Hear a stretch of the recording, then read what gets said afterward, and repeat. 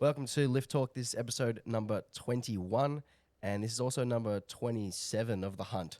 And I'm joined by Aiden Potts and Matt Bartholomew. And today we're doing a APA Nationals preview show.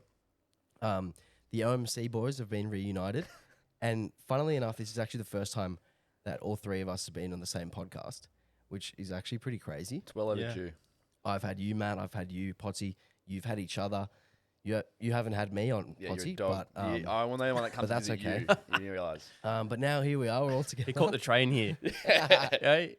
The dedication. I couldn't even get him a drink. No. He's drinking flat monster that's been in the fridge for Just a because week. you don't like the green from your tasting test 2 weeks ago, you know, it's Yeah, actually the whole can's there. it's still. going down a treat. Got a nice little oat bar. Washed down that oat bar with a nice little green monster. Hospitality at its finest here at City Strength. There we go. So yeah, we're doing a APA Nationals preview. Matty, how many lifters do we have in total at the comp? Mid 140s. I think it's 145 roughly. We had a few pull out here and there and things like that. So yeah, roughly mid 40s. It's pretty great from a federation that only started a couple months ago. Obviously, this is our first big competition, so it's pretty awesome the number of people we've had interested in doing it, and also the amount of like depth of talent that we've got in this competition, which obviously we'll go into.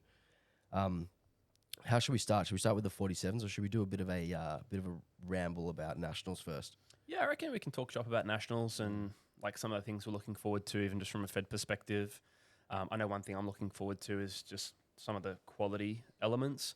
The live stream stuff.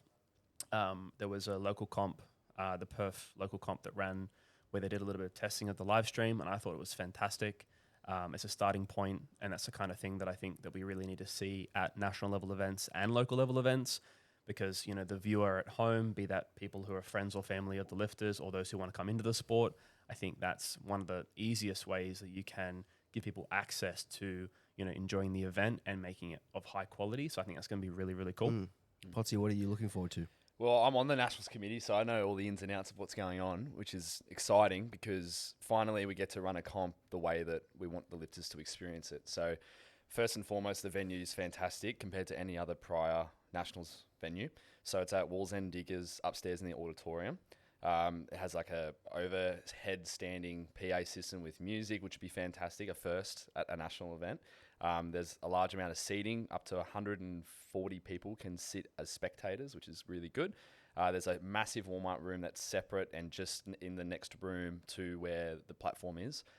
Plus also, as Maddie said, the live stream quality will be fantastic. 3 different camera angles, live stream commentators, all dialed in with really high-speed internet, so there'll be no lagging or interruptions. And thankfully, we've had a number of sponsors. Hopefully, yeah. And thankfully, we've had a number of sponsors to support the event, and that goes right along from financials to equipment usage, being able to facilitate volunteers, materials, things like that. So it's been really, really good. And I think that if so you basically you're looking forward to everything then. everything is going to be There's one thing really cool. We're really keen. I think if you look at all of that as well, it has to be said that there are so many things that have gone into, the creation of APA and the sort of foundational elements that take away from the ability to organize a massive event so soon. And so to have all of those things that Potts just mentioned, relatively well in order, hopefully, fairly unprecedented for a national event in Australia, is very promising for the future, and I think very exciting for the lifters. And, I think it's going to be great also to sort of run the event. There will be bumps, and then to, take feedback and improve for next year. But that's the goal, is to kind of, I think being a lifter and being a part of a federation, which is what APA hopes to be, that actually genuinely gets better in tangible ways each year is something that we really want to see. So this is just a starting point, which is exciting in of itself. So, And I think for me, the thing I'm most looking forward to is actually just having an event where like there's actually just a positive and optimistic ambiance around like the community. Yeah. The last few have been, there's always been a little bit of like hostility. There's been a bit of awkwardness in the air. It's been a bit. You're right. It's kind of felt like you're walking on eggshells around. It's been like a disconnect, people. I think. And it's felt like there's a disconnect is a great way to put it. The people up the top and the people who are actually down on the ground, the foot soldiers, like there was this sort of fracturing of relationships and almost like I said, stepping on glass. Yeah, exactly. And without sort of like focusing that too much, I think that definitely having a vibe that is supportive and positive. And, you know, I think the energy is going to be really special. I'm really looking forward to it because I think that for a lot of people, what has been happening in the scene has been a long time coming. And so I think there's been a lot of anticipation and there's naturally a lot of excitement. I think with that, people are going to get around it real hard. So I think it's going to be a lot of fun. And we were all in PA back when, you know, it was kind of at its peak, 2017, 2018, those kind of areas. And it was like that. Yeah. Like Yeah, everyone sure. felt like they were together and there was camaraderie and there was like a sense of like community from the moment you walked in the door that, you know, it'd just be like a really positive environment. I think the thing to stress is that it's not as if that hasn't existed since then. It's just that maybe to that extent, to that level, you know, across all levels, because there's still a ton of camaraderie that happens in bits and bobs, you know, like it's at the end of the day, like sport in Australia is something that everyone can get around. But I think that to see it get back to that level and exceed that is going to be really exciting. And I think like you said it before, Maddie, but this is almost just a stepping stone to what's to come. Yeah. And like we're going to go through the depth of some of the classes and some of the talent that we have in Australia. And this is only just a small portion of what Totally. we've got. Yeah, spot on. Yeah, If we can kind of use this event and events like this as an advertisement for what the Federation is and can be, the talent, the depth, it's only going to grow, which is only going to push the top level of competition up. And then, you know, 4 or 5 years, we're going to have a really, really good Worlds team. Yep. A Worlds team that we can be proud of to say, like, this is the Australian powerlifting team. Perhaps our Totally. strongest world's team. Yeah. Perhaps even. Bloody hope so. Bloody hope Potsy. so. Perhaps even our strongest. Thanks for the input there, Aiden. Yeah. No, you're right. Yeah, 100%. And I think as well, like, not to take away from the fact that the world's team that comes out of this nationals is going to be brilliant. Yes, you know, absolutely. But it's looking forward to the fact that we're on the up, we're moving, and we want to see Australia continue to get more and more presence at Worlds, in the top 10, in the podium, and so on. Yeah, and the more battles that there are at nationals, you know, iron sharpens iron. The person who comes out on top actually like grows from that. Yeah. And then when they go to Worlds, they're like almost in a better position. I think there are a lot of examples of that, and we'll talk through these in each weight class, where you might have someone who has been up the top of a weight class for a period of time, and then you have all these new contenders come in. There's battles that are on their way, and that person who was at the top actually improves a whole lot because they feel that pressure. Like you said, that iron sharpens iron concept, not only from the mentality of being kind of like battle ready when you go to Worlds, but also just absolute strength, just actually getting stronger and training more effectively to be able to face that battle. Yeah, and we've seen that, you know, Cameron McKenzie's a really good example of not having any competition. Years ago, he was miles ahead of the next 120, and he would just do nationals and sandbag and then pull his last tether to win best lifter because he was that far ahead of everyone else. And he never really like got to where his true potential was because he never had anyone nipping at his heels. That's a really good example. And I think like, you know, there are some lifters who have been at the top for a while who are now seeing those people come and get them. yeah, That's going to push them up to the next level. Absolutely. And we're going to see people like really hit their potential, which is exciting. Yeah. I think you already mentioned this before we jumped on and started recording, but you know, we're going to be covering as many lifters as we can in this chat. We're not actively excluding anyone. We might accidentally miss someone. We don't mean to. We've tried to reach out to lifters and get some insights as best we can. So, you know, we apologize in advance if we do happen to miss anybody, but we're going to try not to. Yeah, so like Matty said, we have, you know, in the 140s lifters. If we do a breakdown on every single lifter, we're going to be here for 10 hours. I got to go home and look after my kids, so we can't stay for that long. So we're really going to go into, you know, essentially the lifters who we believe have a chance at the podium. And if anyone we don't mention does get on the podium, feel free to tag us and be like, you know, Roast us. fuck you, I made the podium and you didn't mention me. I'll happily cop the heat. Love to see it. Yeah. Also, like, Yeah. if you come from 7th seed to podium, good we, on you. yeah, we absolutely want everyone to achieve whatever their goals are. And yeah. Great. Let's get stuck into, so we're going to do female weight class, male weight class, female weight class, male Just weight lightest class. to heaviest. We'll go lightest to heaviest. Yeah. So kick off with the lightest 47 female weight women's. class, so 47 kilo women. We have 2 lifters. We've got Vicky Kay and we've got Ursula. This is one of those ones we probably don't have to spend a lot of time on. Yep.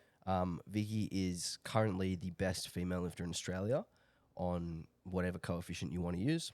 She's unbelievable. Best lifts of 142.5, 90.5, and 168 as a 47. Best total in a competition of 400. Truly incredible. She's my pick to win best overall lifter for the females. Yeah, And I think it won't even be particularly close. for sure. And she looks really good in her training. I'm lucky enough to be one of her close friends on her IG. I don't know how I got there, but I'm there. I'm in there too. So ya? I think I've spoken to her twice. Damn, Well, damn. Whoa. oh no, Maddie B. She knew that It's we were cool. doing a No, podcast, that's and stress. she's like, "I need Alex to see these videos." That's so funny. I don't stress. I don't even care. No, well, from what she's been posting, she looks really good. The interesting thing is that she obviously lifts in competition with sumo, but she does conventional on her secondary day, which is an interesting tactic. But it seems to work because she looks really good.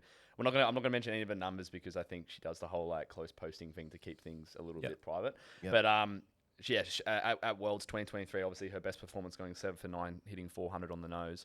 And she actually hit her highest GL points there at 111.23. So That's it'd pretty be cool. good to see her, dip her toes into hopefully like 410, 420. Yeah, and 400 with a couple missed lifts, and then an extra sort of 8 months to train for this competition. If we can see 410, 415, Yep. This could potentially be our first open podium at a World Championships. Yep.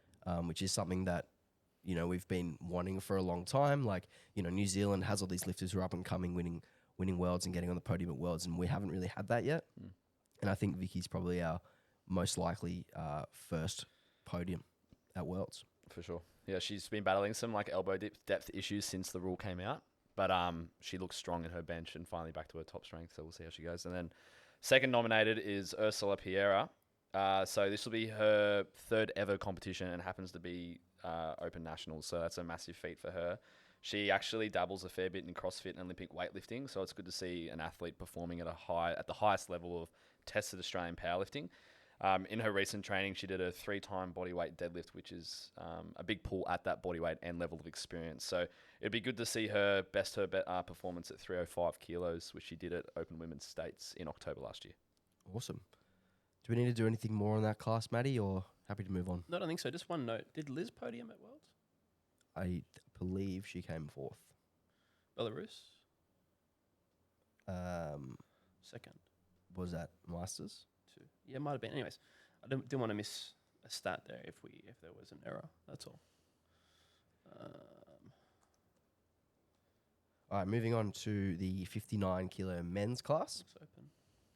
We have 4 lifters in this class, and these ones are actually all quite spread out in terms of their best totals.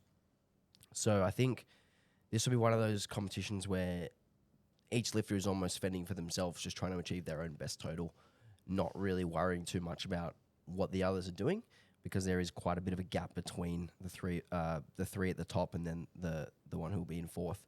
So the first nominated lifter is Dion with a best total of 580. The second nominated lifter is Jonas with a 550.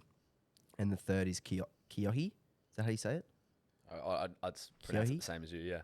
Kyohi with 522.5. So like I said, a bit of a spread between those two. We would have to be seeing one of them either really improve or one of them really struggle to see one of those orders Or flip. will there be a repeat of 2022 Nationals where Dion misses weight?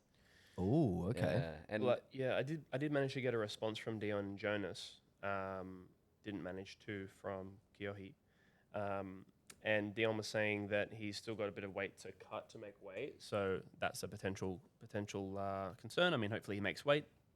But also commented that his squats are great at the moment, but he's not feeling particularly good across his bench and deadlift. Now, sure, it's a fairly big gap down to second place from the totals we have in front of us here. Moving over to Jonas, he's commented that his training's been going really well until a bit of a right hip injury a couple of weeks ago and low back. But he has managed to recover from that. He managed to squat 170 for 3 recently. He also hit a 205 for 8 on the deadlift, which is a PR. So he's coming in strong across his lower body if his hip manages to feel good on the day. So it'd be interesting to see how that plays out. Like you said, if there's a bit of a weaker day from our first nominee and then, like heavy weight cut and then a particularly good day from Jonas, how that might shake up, or whether it stays as separated as it is here, Yeah.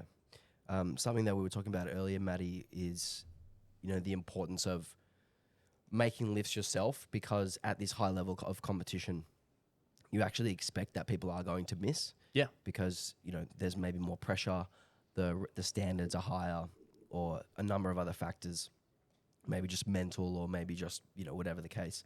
People just set their bar too high. So when you are in a situation like this, like playing your own game is the best thing that you can do, because you can't control what anyone else can do, and there's a good likelihood that someone else is going to make a mistake. Oh, absolutely. And I think that becomes so important when things are much closer. It's less obvious to play your own game in that circumstance. You look at this and you go, play your own game, not much more you can do. But I mean, that's also the reality when it is a lot closer too. In this circumstance, it might be a little bit less likely that there's a major slip up to that degree where a placing changes, but it's not impossible. So yeah, I mean, that'll be a recommendation across really all the weight classes, is like play your game. And obviously there's tactics to that, but making lifts at nationals is a major draw card. For whatever reason, the hit rate at nationals, and we looked at last year's national, the year before nationals technically, where the hit rate in the podium was like somewhere between 6 and 7 from 9. Now, what does that indicate? Why are people missing lifts at nationals? What do we think? There's probably a couple of outliers in there, like Stephen Day going 3 for 9, bringing the average down. For sure. For sure. Take But that, Stephen. If you look even outside of that, like there were so many 7s and there were quite a lot of 6s. And I mean, I guess that when I look at the females, I think to myself, I know there are a lot of reasons why one might miss a bench press, potentially even 2 bench presses. So I think that's probably a major one when you're pushing that top end and potentially securing something like an equal PR and an opener or a second, and taking a minimal risk second or third to kind of try and extend that. But outside of those, I think that a lot of lifters and even coaches come into nationals thinking because it's nationals that the lifter is going to be able to do something extraordinary just because it is that event. Or they might have that hope that they're going to be able to do something extraordinary. And you get a lot of people reaching for placings or reaching for achievements because it's the event that it is. I think that happens. And I think that the best lifters, be that the strongest or be that the ones who are more 5th, 6th, 7th, 8th, 9th, 10th, but actually really good lifters in regard to their execution on the day, are able to make a sound plan, stick to the sound plan, and the chips fall where they may. And it's a hard pill to swallow sometimes, that the chips will fall where they may, and you can't just like pull a miracle out of your bum. But I think that's an element of it, personally. Do we have any other thoughts on why that might happen? I actually think a huge thing is the standard and the refereeing. Yeah, that's what I was going to say. Particularly on bench press, and particularly with the females, like those longer press calls, they really do juice you like quickly. Yep.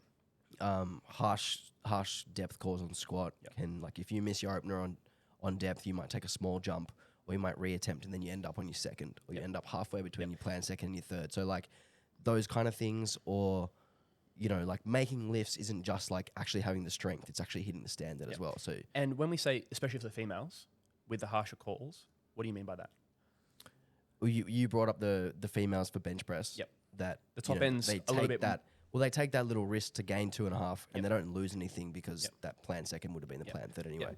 But also, with a lower absolute number, a small change makes a bigger impact. So, when you have something that is 99% or 100% of someone's ability, and then you have a slight extension on the demands. So, it does carry over to the men's side too, but we notice on bench press on the women's side that it's a little bit more sensitive to changes like that. Yeah. So that would be kind of the main point there. Yeah. Yeah, cool. I think those are all great points. So 59s. I've Feeling got happy 2 with- mentions. Honourable mention to Stephen Vo, who won last year. He's not on the list, but Okay. he's going to Austin, Texas for Bench Only Worlds, I'm pretty sure. Oh, cool. About 150 at 59, which is pretty hectic. Oh, wow, that's crazy. So we'll see how that goes. And then That's more than you, mate. way more than me. Whoa. And then and then the last person who I want to mention is Dion. Now, he doesn't get much limelight because he did miss out on nationals last year by missing weight. So it's kind of like he's been out of the circle for conversation. But he actually is like incredibly close to the world standard. If we look at Wasker, who won worlds last year, he totaled 625. And granted that Dion only did 580, he's actually like pretty close to 600 if you have a look at his lifts from the States.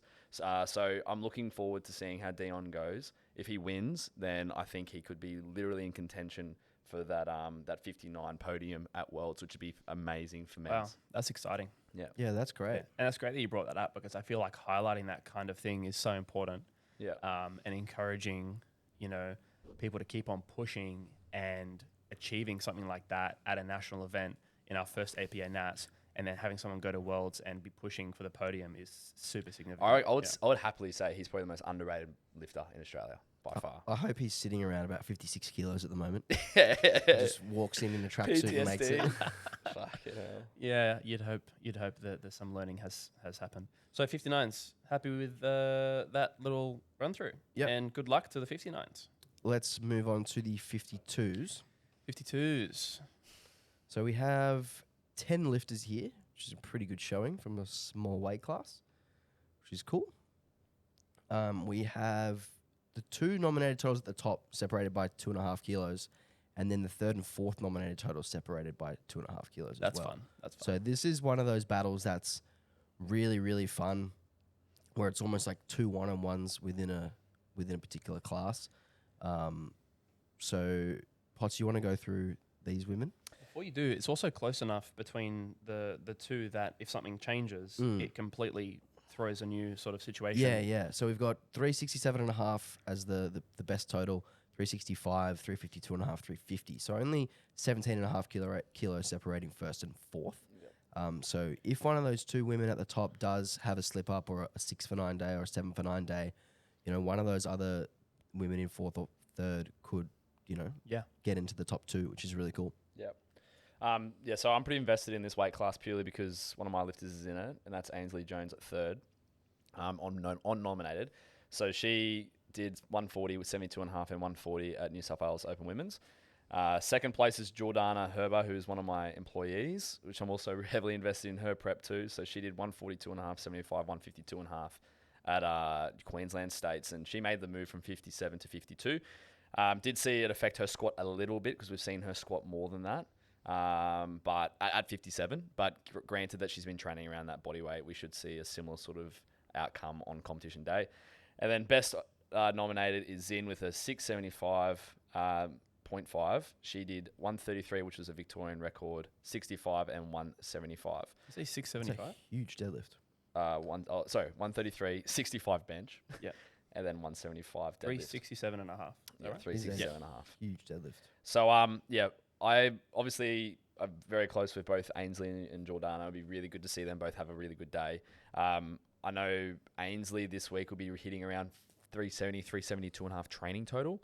And generally speaking, these lighter women, we're going to probably look at replicating that on competition day. There's not very much we get out of their taper, so to speak. Yeah, she's made really good progress since States. I noticed that. Yeah, she was doing dumbbell shoulder press and had a little bit of a shoulder injury where the dumbbell hyperextended her shoulder. So she wasn't able to actually bench much. So since then she's put on 10 kilos on her bench, which has been really helpful on her total.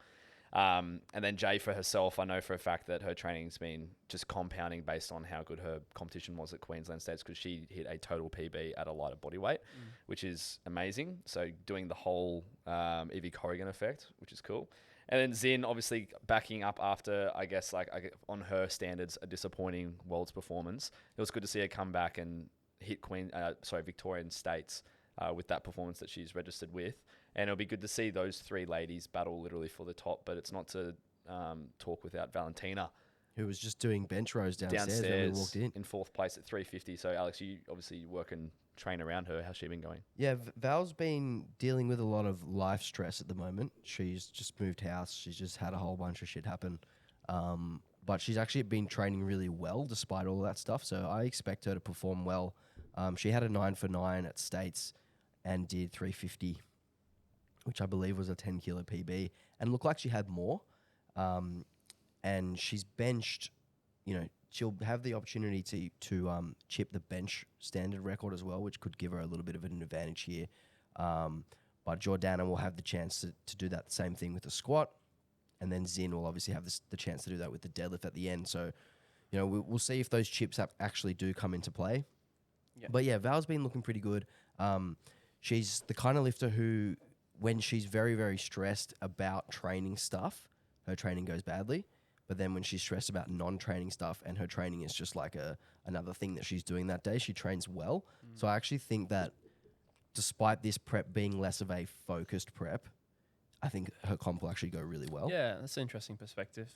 I think it has to be said as well with the layout. You noted like Zin's deadlift there, Mm. 175. Mm. Like that's a major difference and advantage when it comes down to it. So when it all shakes down, this could get really close. But in reality, we're going to have a massive pull on second and third, which is going to be really command the day if she's feeling strong. So I think it'll be interesting to see how it all shakes up. And if Ainsley has, what you said she's going to be doing 370-ish in training. Yep, 370 this week. Right. So, I mean, there's a lot of movement going on compared to the numbers we're looking at here. If Val comes through and puts another 10 to 15, right, and anyone has any mistakes, like there's plenty going on there. So I think this is a very, very interesting and fun class to watch on the day. We could see a full podium of 370 plus, which would be great. Yeah. And what I love about this battle is the 4 women are all very different. Like their strengths are in different spots. Yeah. So they all have to take advantage of the advantages that they do have. Some of them need to get every kilo on squat. Some of them need to get every kilo on bench. And then obviously Zin with the big deadlift at the end. I'm going to pick Zin because of the big deadlift at the end, because I think this just having that trump card at the end is the biggest advantage that you can have. It's my favorite card to play as a coach. For sure. Plus the fact the record's 170. It's yeah. It's just that little thing that you've got in your back pocket. You get to decide the outcome at the end. Yeah. And you get to choose. You get to select exactly the number that you need, which is also another advantage. Yeah. And it also has to be said like that. Also, she doesn't just have the biggest deadlift; she's coming with the biggest total. So it also takes the pressure off the subtotal to some degree during the day. Those other lifters have to do something special to even demand a big pull from Zin in terms of her capabilities if she's on, having a good day. So I think that's another element too when it comes to like the totality of the day. That lifter can afford to be quite relaxed, just do their thing and perform like we said you should perform at nationals, which is just to kind of execute your plan and go about your business, and then see what needs to be done on the final pull, and then actually only to know exactly what the minimum requirement is. That's where the advantage lies. I feel. Is that it's not just you get to go last, it's that you actually have the knowledge to know exactly what the minimum requirement is to actually get what you want. Well, yeah, you get to go last and choose exactly the amount that you need. Yeah. So if you need to win on body weight, you can pick Yeah. the lowest possible number. If you need to win by... Yeah. Essentially, someone walks up to you and goes, what would you like from this? What placing would you like to try and get? And no one can take that attempt from you if you get it, which is a very cool thing. Yeah. And to be so far ahead on that deadlift, I think, it's very important to note that, because like that second pull is going to be a power pull too in terms of like, shaking up where people stand and kind of commanding that day again. People are going to need to present something very special to take that, And there's also a difference between having potentially the biggest deadlift and going like near the end, or actually being definitely at the end. Head and shoulders. Because if you're in a situation where there's, 3 or 4 lifters who are doing within 5 or 7 kilos of each other, they can all kind of put in bogey attempts and like kind of mess each other around a little bit and screw around the order a little bit. And you almost get forced to play your hands a little bit earlier than you have to. Yeah. Whereas in this situation, it's like, we know we're going last. Like, let's just sit back and wait. Yeah. Oh, we need 173 for the win. Bang. There it is. Here you go. Imagine trying to bluff that. Imagine one of these lifters who's like 140 or 150 being like, 177. Like, I'd do it. Don't change. Don't change. Yeah, don't change. I Just dare you do not it. to change. A lifter we haven't mentioned yet is Wendy Nguyen. She actually competed at Junior New South Wales States and hit 352. So that's just another lady to add to the mix. There you go. So there's... So the total was wrong 5 in or the spreadsheet. 6. Yeah, it was wrong. But that's all good. And then honourable mentions to Jackie Caldona. She's a former Australian representative, I think, from Sweden Worlds. Oh, cool. And also Tao Pham as well, who's stepping onto the platform as an M1. And then last but not least, Kaina. She's coached by Kelvin Tran. She didn't have the day that we thought that she was going to have at Open Women's, but I'm sure she's going to turn up at her 3rd ever competition, being Open Nationals, and it'll be good to see her have a good day out. Yeah, so we've got 5 lifters there above 350 on the noms, and then 2 more within 15 kilos of that. So we could see, one of any number of 7 lifters on the podium there, which is pretty cool. Something to clarify is we're not talking about the nominations formally. We are talking about the best totals in open powerlifting if they're recent. So that's just kind of the jargon we're using there when we're saying noms. Yep. The actual nominations might vary slightly. Do you guys want to put in any predictions for this class? We didn't do that for the last 2 because they were pretty. I'm personally not that from my perspective, the predictions thing, I'm not that keen on from my perspective. If you guys want to run at that, go for it. I'm keen on the discussion, like, wow, like, let's talk about the ins and outs of each lifter. Yeah. And I think that it's obvious where that sort of like prediction lies. I if think you the guys top want to, three how about will it? be the nominated top three. That's just my prediction. Yeah. Purely because I know how Ainsley's training's been going. I know how Jay's training's been going. And Zin, I know that she's going to be up there because she has something to prove given her world's results. I think she wants to go back to the platform to do something. I think the top three will also be the top three. I think Zim will win, and I don't know what order Ainsley and Jordana will be. But I think that, like we said, Zin with the big deadlift at the end, It does help. she's going to decide her fate. But on the contrary, the record is 140, and both Ainsley and Jordana squat above 140, so they're going to have a chip advantage going into deadlifts. Yes. So therefore, it will just play out as it is. Yes. Yeah, it's like much of a But muchness. yeah, adding, like if adding you have a half a chip, kilo to the deadlift. that's yeah. right. Like if you have a chip advantage and then someone else has a chip advantage later, it's like, Yeah. Like- Having the chip advantage is more useful when the other person would then have to take a 2.5 instead of a Correct. half or a Yes. 1. Yeah. yeah, Um, exactly. so yeah. If the record was like 190 or something, like, you know, that would be really Mm. helpful to have that squat chip advantage. Otherwise, like, Yep. it's just going to be, Cool. essentially dissolved later in the comp. Cool. So 52 is done. Moving on to the Nice. 66 class. Good luck 52s. 66 men. We have 9 lifters. This is so good. There's like I've never seen so many lightweight populated Mm. comps. Like Yeah. it's awesome. And also, like, Yeah, it is cool. stacked, like, really, really good depth. And then, like, really tidy competitions between lifters and multi-level competition. Not just like a 1-2 or a 1-2-3. Actually, like, lots that can go on and move things around, which is kind of the essence of nationals. Yeah. Is like you love to see someone who's nominated 6 end up in 2 Yeah. or something like that. I was today years old when I remembered that PA used to just do top 6 only. Remember that? And then like some people wouldn't go, and then it would just be like 3 or 4 people. Well, it depended on the class. Mm. Sometimes they would invite 10 in a class. Yeah. Sometimes Yeah, they'd it invite was 1 more or than 2. But 6. they had a cap on the numbers because they did that at the expo. So then they had a certain amount of stage time. And time. So then they had like 60 spots or whatever it was. Yep. So they were just restricted. Yep. Yeah, but yeah, that was stupid. All right, well, Anyway. Alex, let's go 3, 2, 1. Raymond Wong. So he trains here, mate. How's his training been? He does not train here. Really? He used to train here. Oh, sorry. I don't actually know where he trains now. He is one of John's really good friends. Yeah. Known John for ages. He actually tore his pec while he was here doing the bench only comp for the Are you serious? for the open day. Yeah, he had a pec tear. Holy fuck. So I think he had like a couple of weeks off training. I can't see him. I actually don't think he'll get on the podium because I think it's just been too long since he's been at this level. Yeah, well, 590 is his best nominated total, and that was from a very long time ago. Yeah, that's kind of my point here. I think he'll actually end up in the 5, 6, 7 range, particularly with guys like TN who can just have the opportunity to pull for the podium or pull for a placing at the end with the big deadlift. I'm not going to write Ray off because he's a veteran of the sport. We just checked, this will be his 30th competition. Fucking hell. So he's done lots of comps back in the equipped single ply days and all the way through PA and now with APA. He's a veteran, so he'll be there. He'll make lifts. He knows what he's doing. But I don't know if he'll actually be strong enough to end up on the podium here. Yep, for sure. And then second nominated is Andrew Trieu. Hope I said that right. His second highest nominated was 631, which is huge. He recently did that at New South Wales Open Men's, where he went perfect 9 for 9. And a good stat for Andrew is that since his second comp back in 2020, when he totaled 412, he has made a total PR at every single competition. Wow. So it's been completely linear since. He hasn't been shy posting on social media, which has been really helpful for scouting. And he's gone 232 this week. Last week. 142.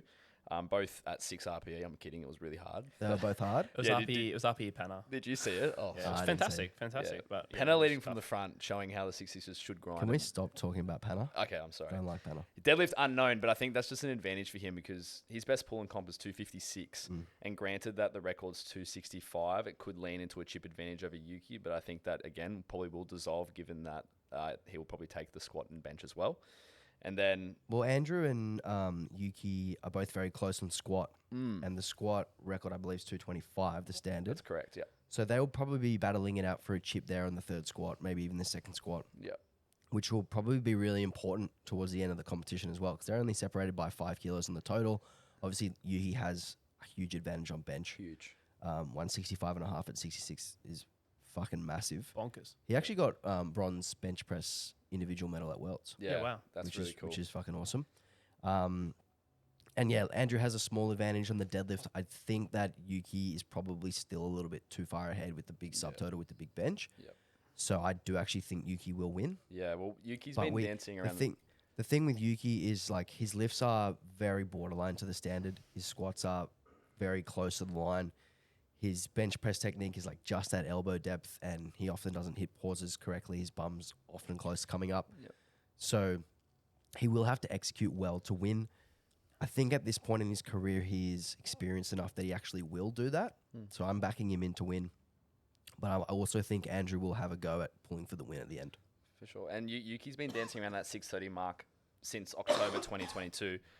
And the reason why he's been dancing around that mark is purely because of the fact that he, as you said, I guess walks very close to the line of what is a successful attempt by the rule book. Yeah. But in his training as of recent, we saw him hit a 227 kilo squat last week, which was, to my eyes, at 8.5 RPE, which is good for him. He also benched 170, and that was 2 comp standard, which was really nice. And then further, he deadlifted 237 at probably around about an 8 RPE, which gives him a 635 training total. So given that was last week, if he's like any other 66 kilo lifter, he probably has another week worth of training left under his belt. We're probably going to be looking to see him total around 650 in training, which is going to be very hard to beat on the day for Andrew. So it'll be good to see Yuki get close to that. But like you said, though, Andrew's progressed every single comp. Yeah. Which means, we probably can expect a little bit more improvement, which is great. Yeah. So I really hope that this ends up to being one of those battles where it's kind of neck and neck the whole way, with each lifter having little advantages here and there, and the best lifter on the day will be the one who wins. That's right. And then again, as we've already noted a few times, that's assuming everything goes well for both lifters. So something this close, where you have, a very, very close battle or a very, very close best lifts in the past, then you have this one lifter, Andrew, who has progressed his total every single comp he's done. Yep. Is that right? Yep. Okay, so statistically, he'll progress. Yep. So Yuki has some advantages, but it'll be on Yuki to perform, as you've kind of alluded to, which you believe he can, and I would tend to agree with that. But, as always, when it comes down to it, a single missed lift puts the pressure on massively against someone who progresses their total every single comp they do. Mm-hmm.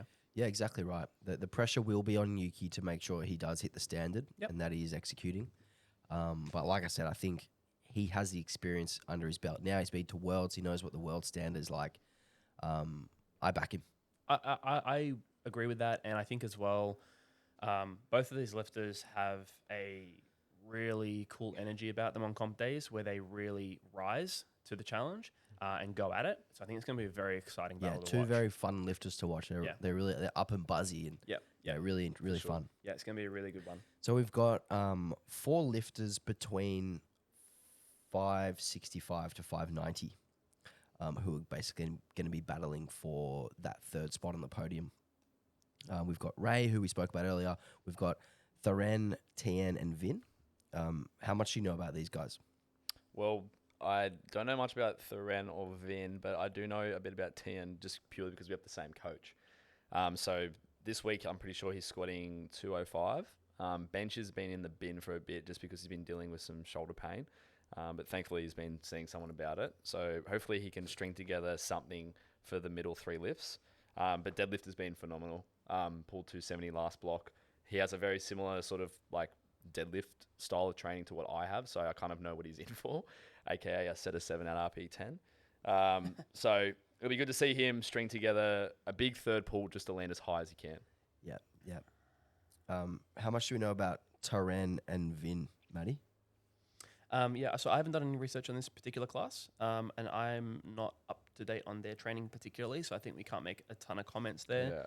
We can see Jacob and Steve are their coaches, so we can definitely assume that they're coming in with really good training and with a sound comp plan, ready to push for a placing. So I think that's going to be a really, again, like secondary battle to witness in the class is going to be this, battle up top, and then who else is going to get on the podium. I think that's going to be really fun.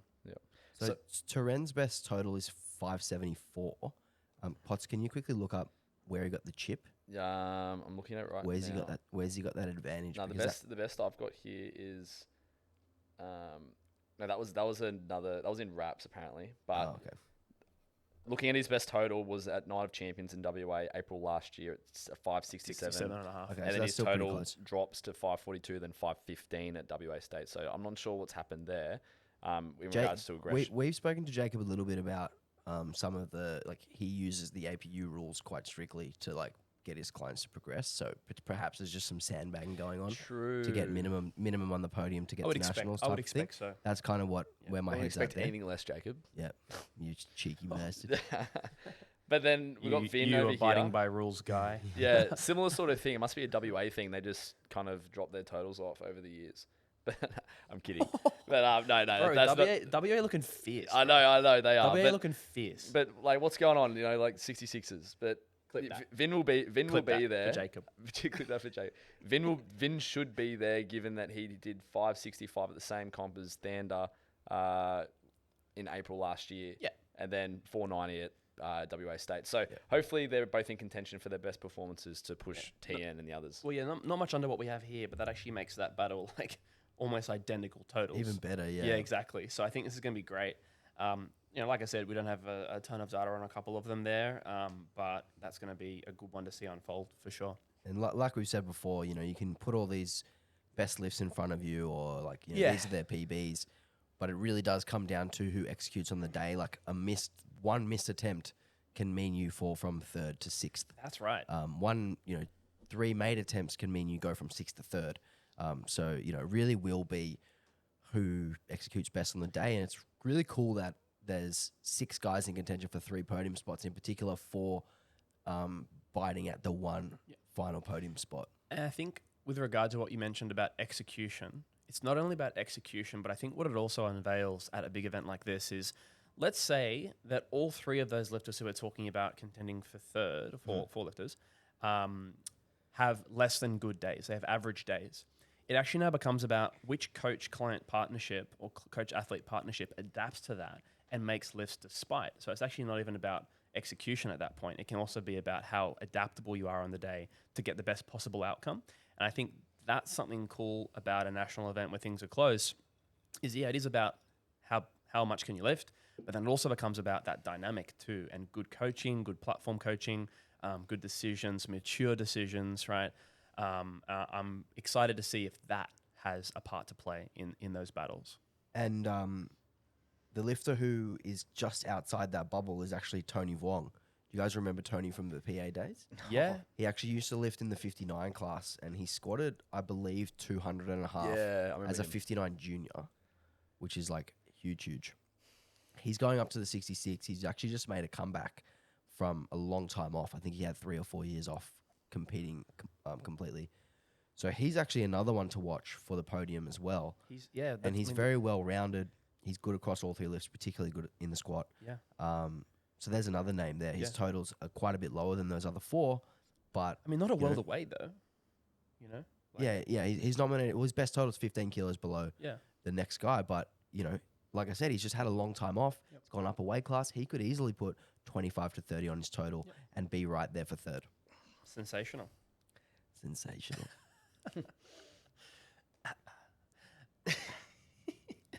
All right, moving on. Fantastic. All right, good luck to the 66ers. Good luck to the 66ers. Moving on, the 57 women. All right, 57s. This is a fun one, really fun one.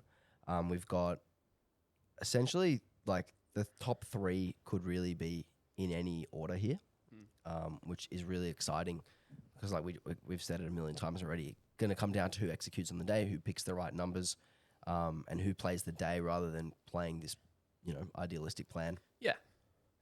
I reached out to a few of the lifters, top 3 nominated lifters here. So Liz, Teresa, Kel, and they each had some comments. Might start with Liz, but mostly get you to chat about Liz and how her prep has gone. Liz was pretty general about giving me insights. She's pretty happy to not be in the middle of an injury. She's been through it. Yeah. She's focused on doing as well as she can at nationals, but she's really focused on her business right now, so she kind of hasn't thought any further ahead than nationals. But I think that she's sometimes not one to give herself credit that's due. So as her coach, let's give her a bit of credit and talk about how her lifting has been going this prep. Yeah, so I only started coaching her for this prep, so it's only been 9 weeks. But she's actually been going really well. We ran a block of doubles as a first block, kind of just to keep things a little bit lighter because she usually trains so heavy and so hard that she's always like kind of beat up and always fatigued. So I wanted to pull things back a little bit and then leave ourselves room to progress. Last week she hit 150, 85, 180, and she had, probably 5 kilos in the tank on squat and deadlift, and the bench was, right on maxed out, which is good. So I would expect her to be in that sort of 152 to 155 range for squat, and we'll have the opportunity to chip the squat as well if we can, because the standard is 152 and a half. Bench I expect 85, deadlift I expect 182 to 185. I think that's very reasonable. And yeah, like you said, she doesn't give herself a lot of credit. She is looking strong. She's obviously been stronger in the past, but she's nearly 50. So it's fucking awesome to see someone who's nearly 50, still the first nominated, still the one to beat. It's so impressive. She's got the target on her. She may not win, but she's really close to the best that she's ever been, and she's nearly 50. So that's fucking awesome. I think as well, it's something that we've all seen time and time again. When it comes to competition day, Liz is a fierce competitor. Oh, yeah, she'll turn up. She executes. She has the experience. And when it comes to the day, she will turn up. So I'm definitely excited to see that. So cool. Thanks for those insights there. I've also witnessed her on comp days where she's had very bad preps. Like one prep, for instance, she had I think she had like a thumb injury. Yeah, I remember this one. And then she ended up deadlifting 190. Pulled massive. I and remember I think that. she'd only done 170. I remember Melbourne. that. That was Yeah, insane. and, Yeah. 2018 or 19. Yeah. I think that was still her 19. best total to date. Yep. But she was going into that kind of like, oh, I don't know, I don't think I'm very strong at the moment, blah, blah, blah. And then she turned up on the day and you can just kind of see it in her eyes. Like she just flicks this switch. Yeah. And it's like, she used to do this thing where she would say like, I'm a bad bitch. Yeah, in her yeah. head. That was like her way of G'ing up. We had her on weekly weights. She was one of our first ever Bro, episodes. you remember the city strength comp? We were into her around the side. Yeah. Like she loves that shit. So like as much as she is kind of downplaying a little bit, I think that's what she actually truly believes at this moment. Yeah, I agree. Yeah. But I think that once she turns up, that switch will flick and she'll be ready to win. And I think she's in a pretty good position to do so. I mean, the numbers you just listed would put her in an excellent position to win. And I think that there's nothing wrong with understating yourself a little bit, leading into a competition and just training and then coming in and switching it on. Like if that's you, do your thing. I think you also got her when you message her, she like just got sick. So she was probably like a little bit like, a little bit of that short term, like, No. Yeah, absolutely. That's why I sort of encourage that we sort of go through it as someone who's right in the corner. So excellent. Obviously, Liz looking fantastic. Teresa. So for Teresa, she has come down a weight class, and she said that's going very well. Yeah, so this will be her first comp at 57. Yeah, so she's not concerned about her weight. That's been managed really nicely. To add to that, while she's been going through that process, she's had a really good prep. So she's been very happy with her prep. The coach has been very happy with her prep. And this actually tangible side of things, she's hit bigger lifts in this prep than any other prep, which is very impressive. It's awesome. So she's just very excited, very humble to be, at the competition, competing against people like Liz. So she had really lovely things to say about just being really happy to be there. But I think that she's definitely going to be one to watch out for. I think that, coming in here, we've got, 412 and a half as her best total. I think it's actually 414. 14? That's wrong. Okay, no worries. It's 414 from junior states. Gotcha, yep. So 414, that was a 9 for 9 day, I believe. I mentioned. think so, yes. Yep. And if you look at some of the numbers you just sort of listed from Liz, that's in the ballparks. And so again, it's going to come down to, as we've been saying this whole time, decisions, execution, and all the rest of it. Yep. I think that, when one cuts weight and when one goes down a weight class, you can't hide from that has effects. So, there are sort of extenuating circumstances or exceptions to the rule where that doesn't happen. Or it's just managed so perfectly and all the stars align, it doesn't happen, even progress happens. We've seen that on the Sheffield stage, right? So, I hope that goes that way for her and we see an improvement on the total. I'll be very interested to see. The training has looked good, but I think something that is important to note is that sometimes when you do lose weight, when you get to that top end is when you realize some of those differences. And on competition day is where it will all be shown. So I think this will be a really, really interesting class. Next, Curl Andrews. Just on that point, Matty. You go. With the top end thing, what we mean there is, 95% of your 1RM is very heavy, but it's not the top end, and it's not when you notice that Exactly. feeling of being a bit lighter. Like Potty, you experienced this when we did that comp at 77 at Team Champs. Like your squats in the 220s, 230s were good, and then you got to 235 and it just fucking fell off a cliff. Yeah. And that's kind of what is, not that this is the expectation, but something that you see that's very common. It is common. Yeah, it has to be said. Like it's great, and then all of a sudden it's very hard, very quick. So I think that for Teresa, all the signs point towards her doing really, really well and, PRing her total and all those things. But it'll just be interesting because, normally you would see that kind of weight class change have effects. Yeah. Will that happen with her? Or will she actually be that exception to that rule and blow up? Like, I'll be very interested to see that. Yeah. And what I'm excited for with these two is that their lifts for squat, bench, and deadlift are all actually very similar. So the attempts are actually going to be probably after one another each time. Like, Teresa goes, Liz goes, or Liz goes, Teresa goes. And it will be very like head-to-heady in that kind of way where it's like, okay, she just made it. That means the pressure is on you right now to make it. And it's a very interesting competition when it's that kind of thing, as opposed to like, one person's a big squatter and one person's a big deadlift, and you've almost got a little bit of space between each other. Whereas in this instance, it's like you're following each other.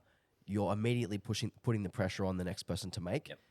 So like we said before, it's going to really come down to execution. And perhaps might even come down to a final deadlift from either one of them. Totally. And I think that, the last thing I would note in this sort of face-off, and not to discount Kelly Andrews, because I'm going to talk about her in a moment, is competition platform experience. We have two lifters, arguably down either side of the spectrum in that regard. One who's done how many comps Liz has done. I don't know. I'd probably guess. My guess would probably be like 45 would be my guess. And then you have Teresa, who is a much younger lifter, starting off in the sport, doing excellent things, but has a few less comps under her belt. Now, I think sometimes that matters and sometimes it really doesn't. It's one of those situations where one can do, 2-3 comps and, lap up 90% of the experience benefits they're going to get, and someone else needs to do 10 or 15 to kind of get to that same, proficiency of being a comp day performer. Some people are just really good at comp day performing from the outset. So it doesn't always matter, but it's just something worth noting that, there might be moments, stressful moments or things that happen on the day that would normally throw a lifter off that might have different effects on these two lifters. And that, again, is the nature of nationals. Things like that happen. So it'll just be interesting to see how that shakes down. Now, next with Kelly Andrews, messaged her. She was very short and sweet with her response. She seemed kind of like cheeky and like excited. She was like, "Oh, things have been going really well." She goes, "I'm ready to bring the heat." So she's not wanting to be counted out there. She's kind of going, "Look, this has been a good prep for me. I know these two lifters, are a bit higher than me in terms of their nominated totals, but I'm going to be right there, and I've had a good prep." So she'll come in with hopefully some strong lifts to put pressure on those two. Yeah, and it looks like Kelly's strength is really in her squat. She's a little bit behind, particularly on bench compared to the other two girls, which I think means she actually probably needs to take a little bit of a risk on squat and get 5 or 7.5 kilos ahead of the other two at the start of the day to set her up. Otherwise, she'll probably just end up falling behind. But it's great to hear that, she's in a good spot and she feels like she's progressed and she's ready to, maybe hurt some feelings a little bit, which is awesome. And I love when there's a competition like this where 3 people could win and it just literally comes down to, like we were saying, who's actually the best on the day, like who won. Yes. Because the strongest lifter doesn't always win. The best lifter wins. Yep. Good point. The one who executes the most, the one who gets the kilos that they earn, the one who gets the kilos that were there, the one who finishes with the biggest total on the day, that's the one who wins. Absolutely. And it could be any of these 3. It's worth mentioning Kirsty and Daisy, who are sitting at 4th and 5th nominated with 390, 375. You then have this possibility of vying for that 3rd position if risks are taken and it don't pay off. So we also have that in the conversation as well, which will be really cool to see happen. And then for those two to also have their own little battle for that first placing off of the podium. So again, a great weight class to get amongst. And yeah, I'm very excited to watch it all unfold. Yeah, should be a fun one. Potts, do you have anything else to add? No, mate, that's it. You guys did a really good job. Awesome. Good luck to the 57s. All right, moving on to 74. 74's next. This is The Stephen Day class. this is a fun weight class. Bit of a shake-up going on coming in with a late entry from Leo. Yep. I know he had some troubles getting processing of his entry, and we sorted it out for him. So that'll be a really, really good addition to the weight class there, which is normally one that is run by Steve lately. Let's talk about it. I think something that we mentioned earlier was, when there is someone who's at the top who doesn't feel any pressure from underneath them, it changes their mindset going into a competition. Like last APU Nationals, Steve went 3 for 9 and he won by like 1,000,000 kilos and he won best lifter because like there was just no pressure on him. So he didn't really care about making lifts. He just went in and like, oh fuck it, I'll try this load. Or he mightn't have. He missed a couple of squats on depth, so that was a bit different. But on deadlift, he literally just went super YOLO on the last one. Which he won't have the luxury of doing this time, which I think is really cool because we might actually get to see Steve have to put together a perfect day to win, which would be really cool. Yep. And I might just say that I think Steve looks phenomenal at the moment. He looks great. I think if there's any comp where he needs to be ready to have that battle and to be up to standard, he's looking like he has ticked those boxes. And I think that I'll quickly speak on my thoughts with Steve and his training and his competition performances. As with a lot of lighter weight lifters, say like 74s, 66s, you see these technical adjustments that sort of skirt the rules a little bit more, or maybe more sort of efficiency driven, wider stances, all this sort of stuff, higher arches, great things. But I think what that brings with it is sometimes risk, missing lifts on depth or whatnot, various things that can happen. And it also means that sometimes top end strengths are a little bit more finicky, a little bit harder to dial in. But I think that I have noticed in his training coming in the last few weeks particularly, he looks, one, very strong. He does. He looks very strong, super strong, just straight out. Second, very much to standard. So his pauses have been good on bench press. His depth looks good there. His squat depth, especially his 275 that he hit recently, was exceptional for where I've seen his training be in the past.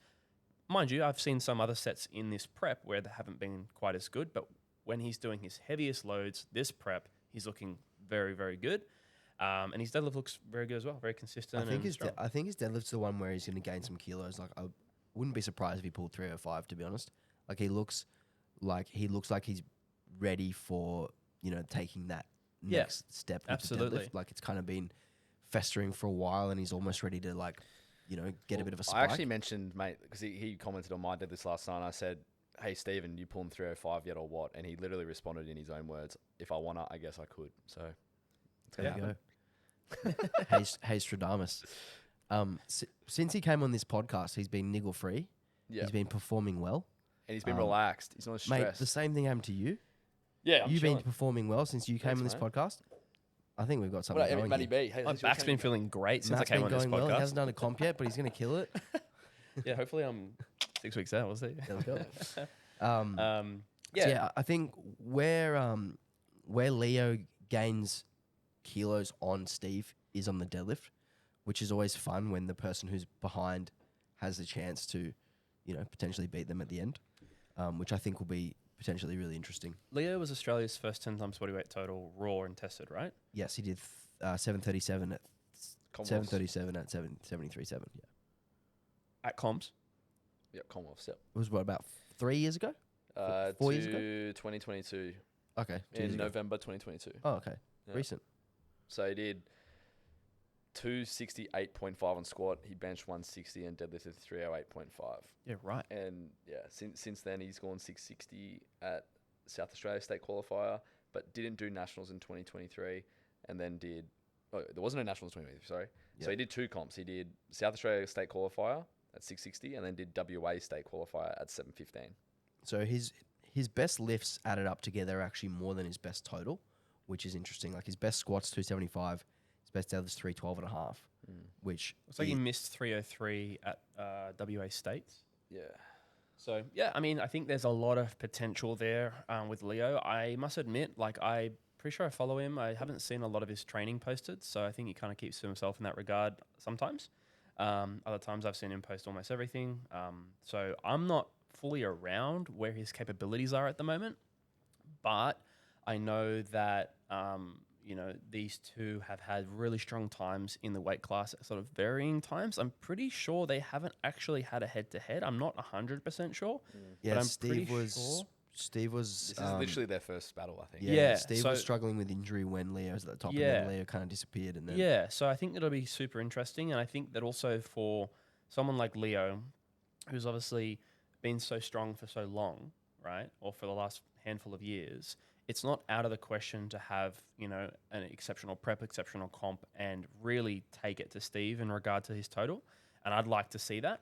I think it would be great to see Steve's day maximized because Leo's kind of close enough, but I think it would be even better to see both of them have days that are very, very close. Because at the moment, it kind of sits like, okay, if Steve has an exceptional day, he probably just has someone who's close enough to keep him to standard.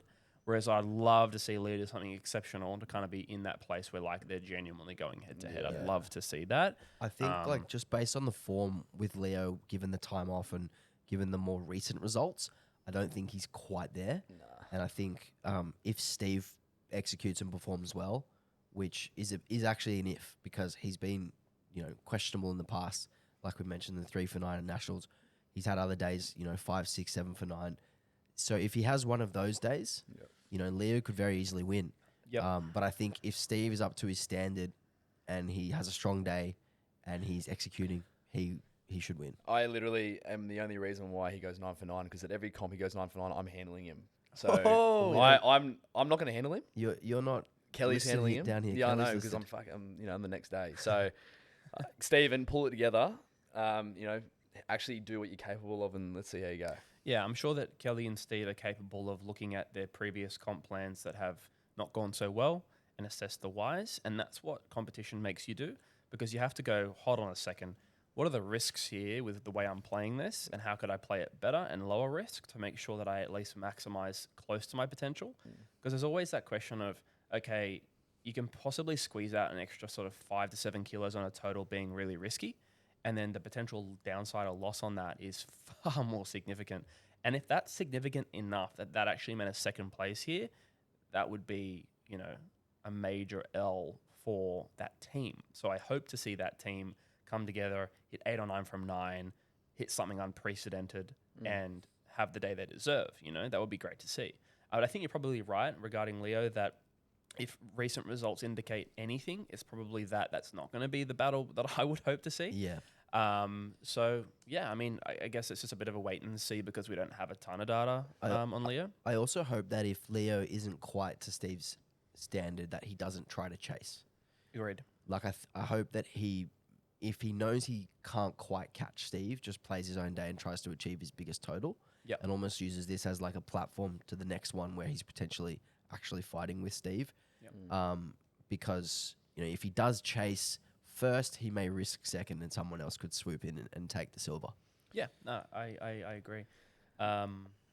There is quite a big gap between second and third nominated here, or second and third best. But talent. quite a small gap. And then a bunch Yep. in that sort of section who are very, very close to each other. Yep. So there's 4 lifters between 660 and 675. They are Oscar, Tom Del Rosario, and Tom Duong, and Kian. Go on, say the last name. I'm not going to say the last name. It's pretty long, but we're not going to try. It'll be good to see these guys battle it out. Obviously, third is pretty much up for contention. So it's going to be its own battle, I think, between third and 6th place overall. Absolutely. So a lot of I potential know. there. So Tom Duong trains here. He's been training really well. He looks strong on all 3 lifts. I think he'll be in for a PB total. I know he PB'd his total at States and he missed a squat. So there's room there for growth. So he could very easily be that person in third. I know Oscar has a huge bench press, which could...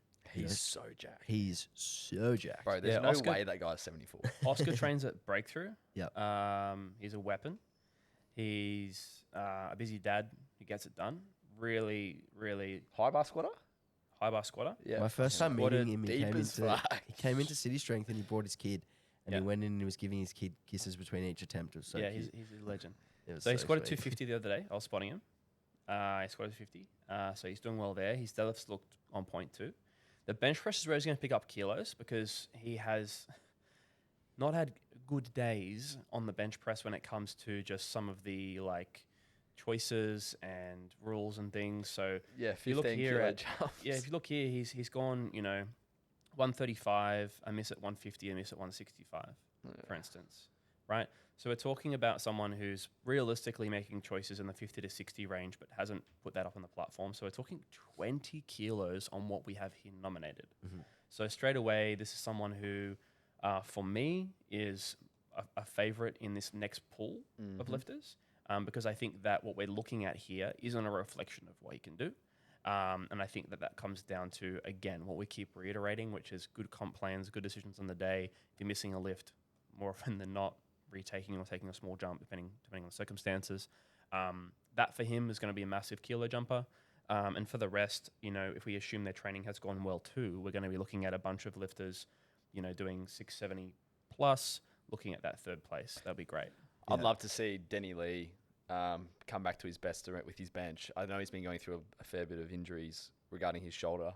So to see him back up near 160 would be an easy plus 15 kilos on his total.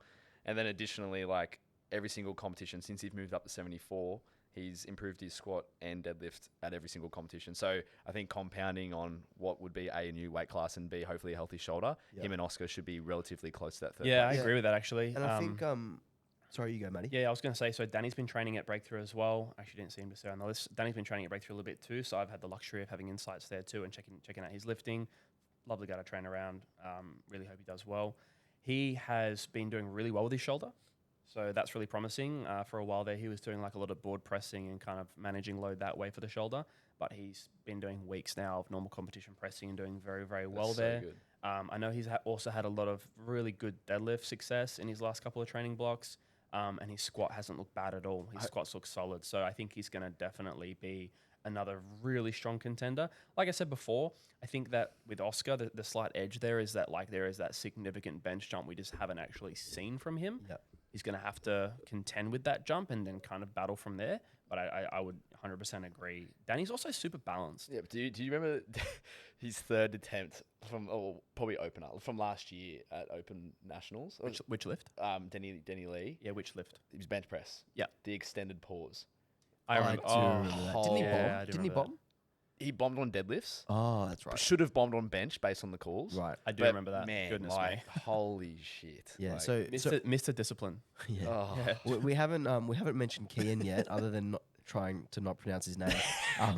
But he's actually super balanced as well. Above 250, above 160, and 270 deadlift, and he did all those in the same day, which I love. So if we see a marginal improvement there, he'll be right in the mix for that bronze. Yeah. Which is super cool. And if any of these guys actually improve, up close to 600 to 700, we could see one of them trying to get over Leo for second as well. Yeah. Yep. I'm on Kian's open powerlifting right now, and he actually hit 675 with 2 missed pulls. Oh, And shit. so he opened at 260 and then went to 275, then 280 and missed both of them. So there's 25 kilos there up for grabs. And So we could see Kian at around 700. mate, if he is 700, that is pretty hard to beat. Yeah. For a third place. For a third place. And also, as Hazy mentioned, that it would depend how Leo's day goes for that to potentially be a contention for second. And obviously Leo will have the final say over all of those guys on deadlift. Yep, for sure. So he'll be able to put himself in second Yep. if that's the case. So yeah, a really fun class here. I can't see anyone beating Steven. And I actually just don't know who's going to be second and third here, and I don't want to choose it. I just want to watch. Yeah, no, I agree with that. It's going to be a very exciting weight class.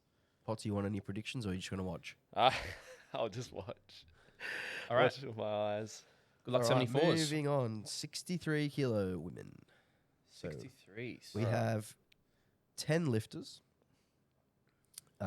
We have 4 lifters above 400 kilos. So we have Shea Zaru, we have Alexandra Bonner, we have Kathleen Beggs, and we have Julianne Tamavong. Hope I pronounced that correctly. I think you did. Looks about right. So we've got Shea, who's actually miles ahead. Best lifts 177, 105, 200. I know that she's actually recently started coaching with Jason Clark. Not recently, maybe about 6 months ago. And I've checked in with her a couple of times to ask how it's been going with Jace. He's a friend of mine, so it's always interesting to see how people enjoy the coaching. And she's only said really positive things. It seems from her, the way she's posting about her training on her story, that she's in a pretty good headspace with training. It's not like taking over her life and causing her too much stress, which I know it has for her in the past. So it seems like she's in quite a good headspace. She looks very strong. I know Jace holds all of his lifters to a very high standard. Yeah. As far as depth, as far as pause quality goes, as far as making sure you're locking out correctly on deadlift. So I can't imagine any of those situations arise. So I can't see anyone beating Shay. I might have seen a low back niggle happening some weeks ago, Yeah. but recently she's looked like totally over that. Yeah. Very, very strong across the lower body lifts. And I think she did a bench press PR for rep PR the other day. Yeah, she had 4.4s at 95. 95. I think that was yesterday or Yeah, and she or pulled Monday and pulled my 97.5 after it. Or 195. 200, I Or think. maybe it was 200. Yeah. But I've got her So stats she's here. looking sensational. She's looking Yeah. looking strong. She's She was obviously- actually second best overall last year as Yeah. well. Yeah, super yeah. strong. So she's looking strong as ever, if not stronger than she has ever been. Obviously she performed well at Worlds last year. 482.5. So I can't see anyone beating her. But we have a nice little battle between Alexandra and Kathleen for second place. There are only 5 kilos separating them in nominations. And this is one of those lifts where, like I was saying before, we've got one lifter who's really strong on squat and one lifter who's really strong on deadlift. Yep. So they're almost not competing for each other for those kilos in either of those disciplines. They're almost like quite separated. So they almost have to play their own day and play to their strengths in that regard. And then it is Kathleen with the bigger deadlift who will have the final say. Yeah. Yeah. So Kathleen's third best nominated, and she has a total of 437.5, which was after her best 9 for 9 performance at Effectus Cup. And then this will be Beggsy's first ever Open Nationals, so it'll be exciting to see her perform overall because she is like a very well polished lifter. The IPF bench rule tool did take a toll on her in regards to having issues around her shoulder with like bursitis and stuff because she had to like change her technique to do like more of like a sinky style bench press. But that has been something she's been working on for like the last 6 months, and hopefully we get to see Beggsy benching near 90 kilos on the platform. Because she only registered a 70 kilo bench at Queensland States, which was 432. Okay. So if you put Oh, wow. 20 kilos on that, Yeah, that's pretty cool. hard. And then obviously Alex Bonner, she's second best nominated. I've had the pleasure of watching Alex progress linearly over the last few years, and she's going to have her hands full with Kathleen, given that her bench press should be back up there. Alex notably in her last block squatted a huge 180. And she'll be in the race with Shade to squat the most weight on the day. But statistically, Alex in her last 3 competitions has only missed 1 lift, Wow. going 26 for 27. And interestingly enough, that is the exact same stat as Kathleen. So it's going to be a very handy stat going to a competition like Open Nationals to have a tight race against each other. That's really cool. I love when lifters execute and they kind of raise each other's standard and bring the most out of each other. It Yeah. makes for the best battle. You know, when we always do these predictions and we go, oh, this guy's going to do this girl's going to do this. And you always just expect them to do their best. And like you just expect everyone goes 9 for 9 and you expect that everyone hits these huge numbers. And it rarely ever actually plays out like that. 100%. But when it does, it's like truly the pinnacle of powerlifting competition itself. Absolutely. Yeah, for sure. And then not to write off Julianne in 4th overall nominated for 410, she did bench a massive 100 kilos in her last training block, which is pretty hectic at 63. So it'd be good to see her and Shay go back to back on second and last attempts on the 3rd round. But she's definitely in contention, obviously, for 4th. But after that, we've got a pretty big drop off with Rachel Chin, but she registered a total of 372.5. But I know for a fact that I think that total was from South Australia states because she had a bug, I think, like a gut bug, where she was in hospital the night before she competed at Open I Women's. did see that on TN's story, yeah. Yeah, so she was in a drip and had it, and obviously bombed out, which was really sad to see because you see her training, she has a massive pull, and she's so strong. So it'd be great to see her have the day that we know that she is capable of, coached under Alex Foman. And then rounding out the rest of the class, we've got Michaela, Jasmine, Angeline, City, and Annie, ranging between 345 and 302.5. Yeah, I mean, just to chat on Rachel there for a moment, you know, if you look at what she was opening at in that comp where she bombed, it was 132 by the looks of the open powerlifting here, which is 2.5 above her previous best squat, which was for that total of 372. Yeah, and that was also dropped from her intended opener. Righto. So, okay. So you have like a pretty major expected difference if she comes in strong for this competition, which is definitely one to watch and to close that previous, what seems to be big gap to the next few up there. So I think that'll be a good one to watch out for. Yeah, I'm really excited for this class. All right, moving on. Good luck, Just- 63s. I'm going to take a piss. Good luck to the 63s. Do you want to have a See you in a break? moment. Or no, we'll go without you on 83s because you're not in the 83s, are you? We'll just go without him. Yes, you want Yeah. Yeah. So the 83 class, Potsy's gone to the bathroom, so do we talk all the shit about him while he's gone? Yeah. No. All right. So we have this class is so stacked. 83's So hectic. from how many is that? From 11 to first is only separated by 37.5 kilos. That's insane. Yeah.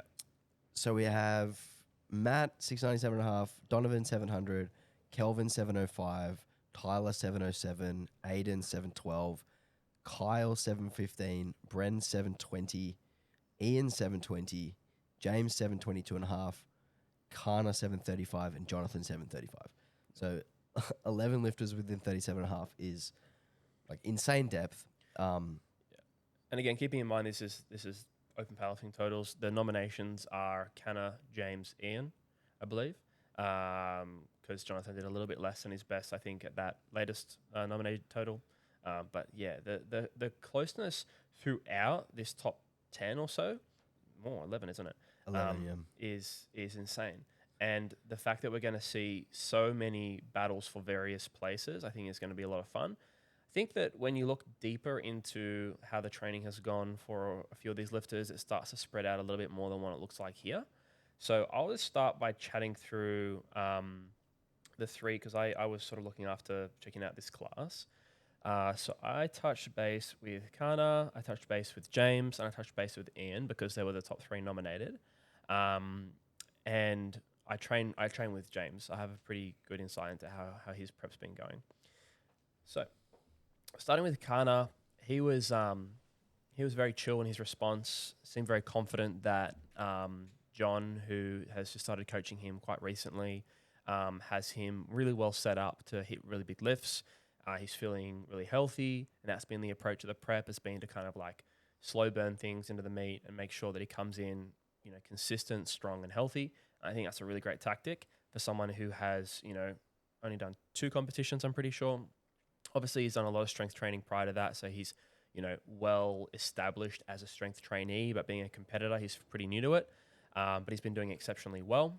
He notably challenged you in Belgrove at the latest state event and narrowly missed out on a 310. How narrow you say it is, I guess up to your discretion. I don't think it was very close. Yeah, I don't think it was very close either. But I remember it was a 20 kilo jump. It was a 20 kilo jump from 290. So, look, he's putting himself in a position to be, definitely the one to watch alongside James, I would say, who's the next one I'll speak about.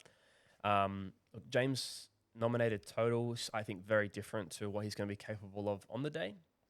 Again, he's been training a lot out at Breakthrough with me, and he's had an exceptional prep, I have to say. I think that he will come out with big PRs across his squat and deadlift. I think his bench press has been doing fine. Kind of didn't really talk too much about training numbers because he was kind of yet to do some heavy stuff. But I've seen it. Cool. Well, is he happy for you to give some insights? I don't know what he's benched because I haven't been here when he's done his heaviest bench day. Yep. He squatted 265 for a triple on Monday, which was really nice, super deep. He looks strong. He looks like he had probably 280 to 285 for a single, which would be 5 to 10 more than he did at States. Like I said, I don't know what he's benched. He pulled 275 for a triple with probably 2 reps in the tank, and he held the last one for like 5 seconds. He's got giant hands, by the way. If you've never noticed, like huge hands. So I would be surprised if he couldn't pull like 305 around there. It's really cool that he has giant hands. Yeah, what's it been touching, Hazy? Well, I'm saying it's like it helps with his grip. I totally like, understand. Unlike yours, Potty. Yeah, one of the little midget hands. So I would be guessing like 280 to 285 on squat, 300 to 305. 300 to 305 on deadlift, I think, is pretty reasonable. Yeah.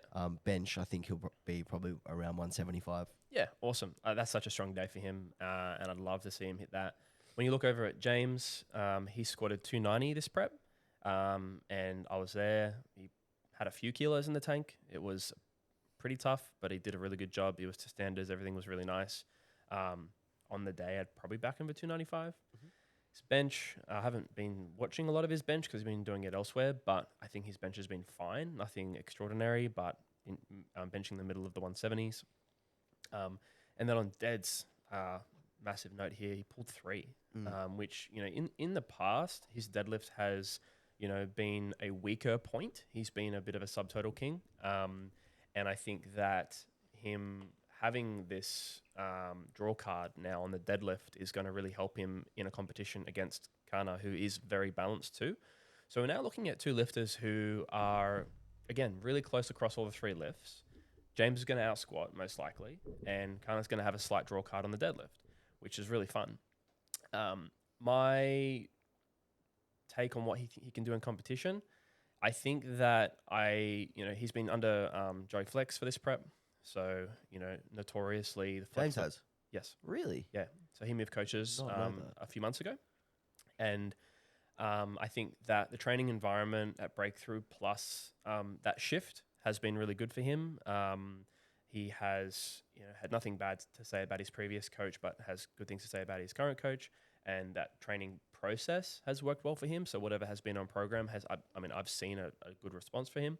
So I think that he's coming in strong and confident. His sort of personal take when I asked him for sort of insights into his mindset on the prep was, he's like, I've done what I can. He's like, I'm going to go in and put up the numbers I know I can do. And if I get beaten, so be it. That's kind of his mentality. He's I love that. not too caught up. He's not too caught up on the battle. He knows what he can do. And he has also one thing to note with James is he has been taking huge jumps in his training. So he did 260 to 290 on the squat, and he did 260 to 300. Are you saying last warm up or week to week? Last warm up.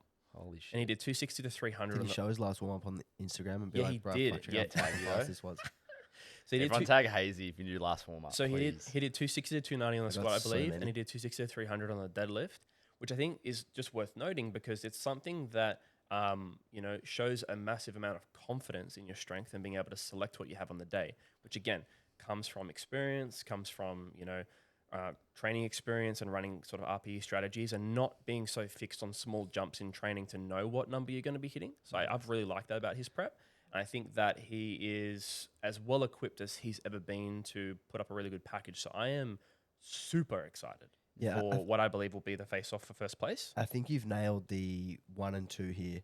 I think it will be these 2, 1 and 2 in any order. I think where Kana has the advantage is his lifts are so past the standard that there's like literally zero chance he gets any reds for, if for whatever reason the referees in that session are being super, super strict, we could see a few missed squats on depth and one of them won't be Kana, which I think gives him a little bit of an advantage. Yeah. But like you said, man, this is going to be neck and neck. Small advantage on squat for James, small advantage on deadlift for Kana, and whoever executes better, whoever lifts better on the actual day will be the one who has the gold medal around their neck. What I would like to see is I'd like to see both of these guys go 9 for 9 and hit insane totals. And that, as we've alluded to, whoever's just strongest on the day wins. Like, that's the peak of powerlifting, as you mentioned, is like we can see that from these two. Not like someone miss a squat and it's just a given and they kind of just cruise through. I'd love to see like 295 and 282, and then like they both go 177 or 75. And then it's like, oh my goodness, like this is all about who's making the right decisions on the pulls. They got to maximize. And then you see Kana come out to load exactly what he needs and it's a grind and he gets it, or it's like he gets so close and he just misses. Like that would be such a good sort of battle to witness. And I think that it can go that way. Yeah. So I really hope that they stay in their lanes and execute. And I think that they both have coaches and people who are helping them on the day who can help them achieve that. So I believe that Tien's going to be taking care of James, and obviously John will be, who's Kana's coach, will be taking care of Kana, and the plan from Joey and whatnot. So I think that they're in the position to kind of present that kind of day, and that's the kind of day I'd love to see. So I think we have two very relaxed but serious and very capable lifters coming head to head, and that's going to be really fun. Yeah, I agree. I think just to play devil's advocate on the previous comment regarding James's prep taking like the 40 kilo jumps. So like my biggest thing is like if I'm doing 40 kilo jumps in training, I'm not taking into consideration the amount of fatigue that you acutely from doing a jump like an attempt in competition. So you'd very rarely see the risk of jumping 40 kilos from an opener to a second or a second to a third, right? So you'd want to be making sure that you're doing in that range around about 15, 17 and a half kilos. So I think a consideration to make is that even though James has been doing these massive jumps and there's these like oozing confidence, at the end of the day, you can't outperform fatigue, especially if it's in acute form. So I would love to see James do 300 plus, but after doing maybe like a 282, 285 second, like it would be pretty big ask. Yeah, I actually agree with the deadlift. So I would be quite surprised to see James deadlift 300 on the day. Yeah, especially after a hard squat. Yeah. One, the deadlift he hit was a proper max. It was a proper max. He didn't have a kilo. It was to standards, but it's proper max. He didn't squat before it. Straight away, it's going to make an impact. He's noted that his deadlift feels weaker on competition days after he squats. So that's fair. Could be different with the new coach, though. Could be different with the new coach. He has been eating volume. Like, he has been eating hard training volume. Say like nines and shit. Like No, not nines, but he's been eating like a lot of volume. So he's been doing like squat fours at 250, like multiple squat fours at 250, right? Like multiple like deadlift triples at 250, right? So he's been doing hard training. So I think that what you have to also account for, whilst that point is true regarding the acute effects of a second, I think a well-selected second, negligible. yeah. And if someone's taking 40, tell me why they wouldn't take 20 or even 25. Why wouldn't you? Just because it's normal or maybe more common to take 15 or 17 doesn't mean that's what James will do. I'm very, very interested to see his comp plan reflective of those things.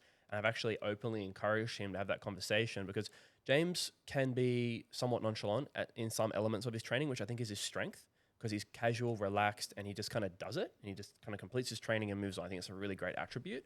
But then the double-edged sword of that is like he might not have that conversation, which again, I've encouraged him, go have that conversation with Joey around comp plan strategy because of what you've been doing in your training. Yeah, you got to communicate that. The last point I'll mention with like the fatigue element is that I tend to like the idea of like if someone is under quite a lot of duress in their training regarding like their training fatigue and then they execute a certain top end, you're probably going to trade that with say a taper for the acute fatigue on a competition day. So you can usually expect a pretty similar performance if you account for both those things. So I think that, again, I'd be very surprised if James goes 3 on the deadlift, but love to see it. But I wouldn't be surprised if he goes like 295 on the squat.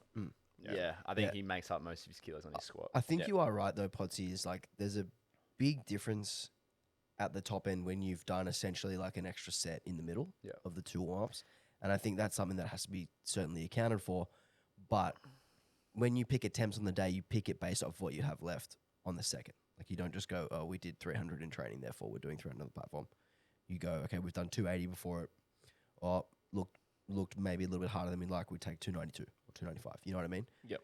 So having that attempt in the middle gives you better accuracy with picking out how much is left at the end. 100%. Even though potentially there's a smidge more fatigue.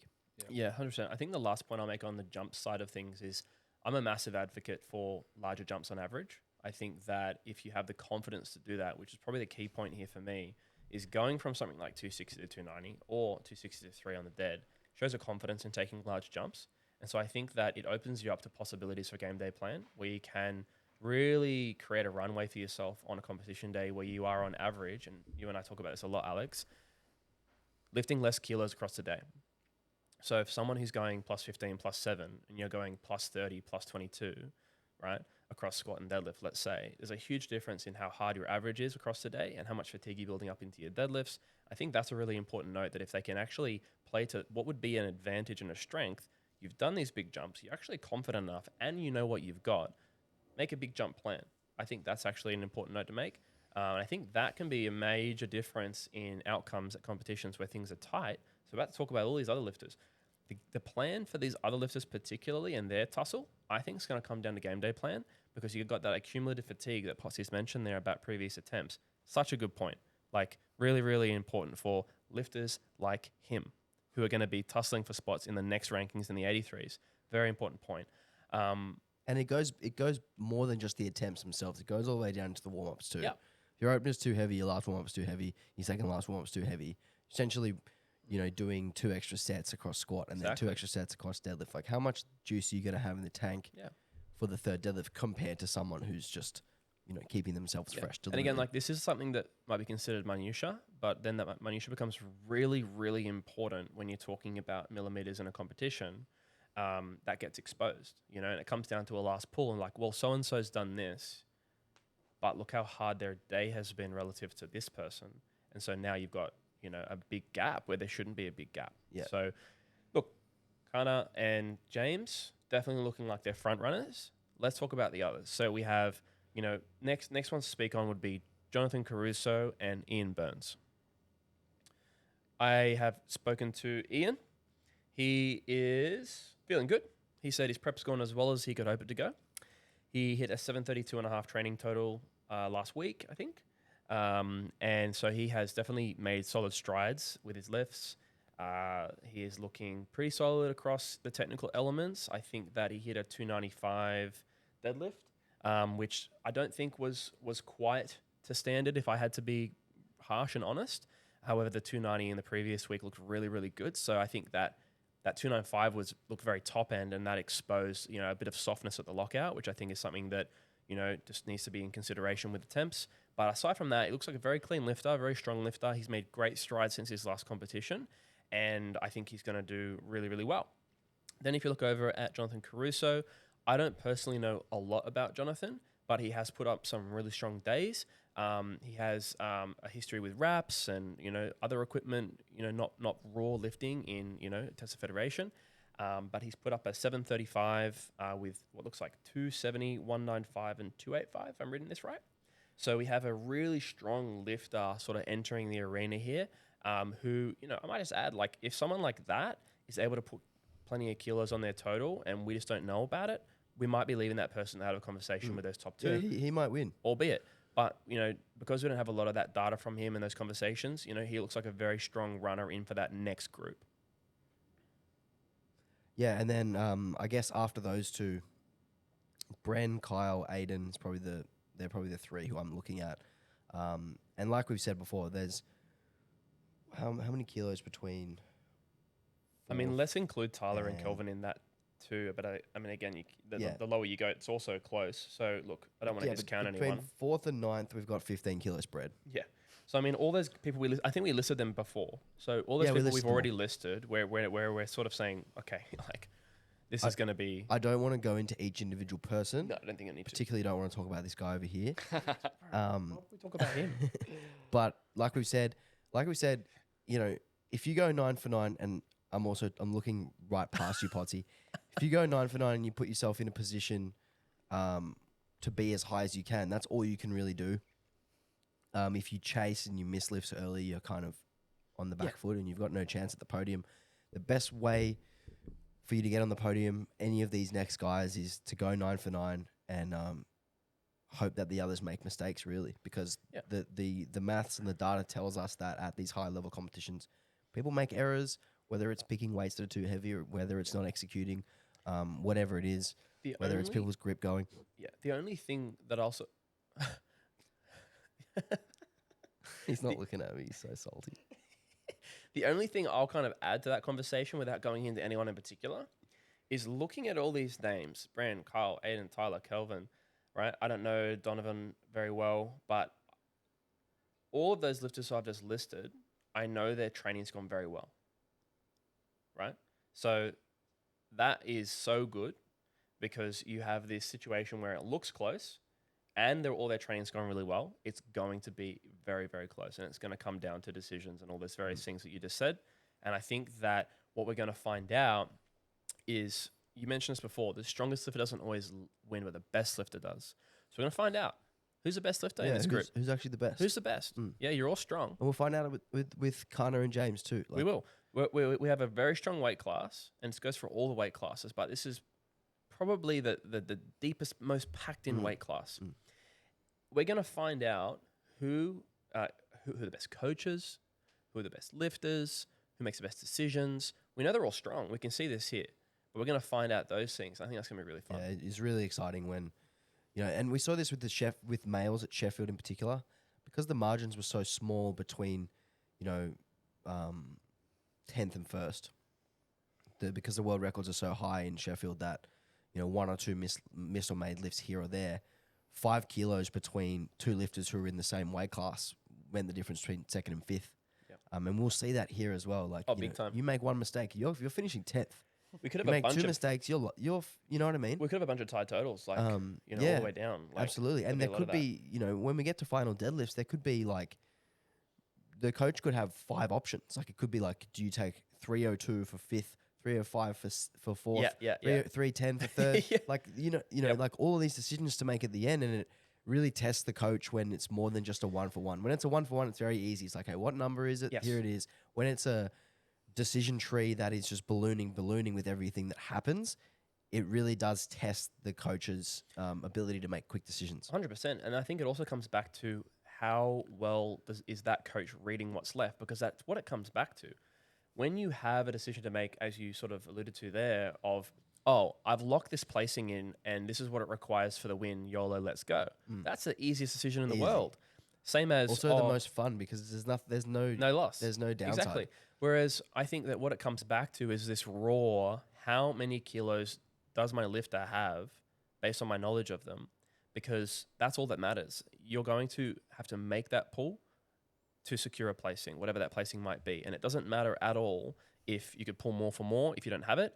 And it would suck if you pulled less for a lower placing and you had more. So these are going to be really fun. Like we see it all the time. Someone comes out, they pull for 3rd, and it was 5 kilos more for 2nd, and they crush their lift, and they could have gone for 2nd. We see that a lot.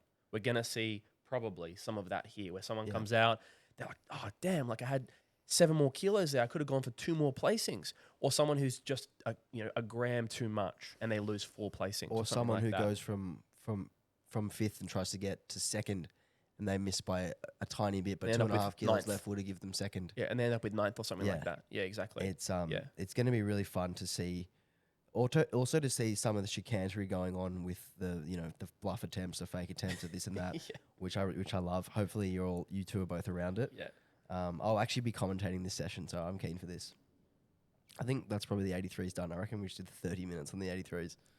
Yeah, well, I mean, I think we also got through it pretty quickly. It's just such a deep class to talk about. So, yeah, we'll kick on there. Moving on, 69s. Good luck, 83s. So 69 class, essentially there's 4 lifters who could get on the podium here, and then quite a big drop off after 4th. So we've got Hannah Altman, we've got Caitlin Atia, Vivian Nguyen, and Ebony Gray. And I think in particular, the top 3 are, kind of almost locked in as the top 3.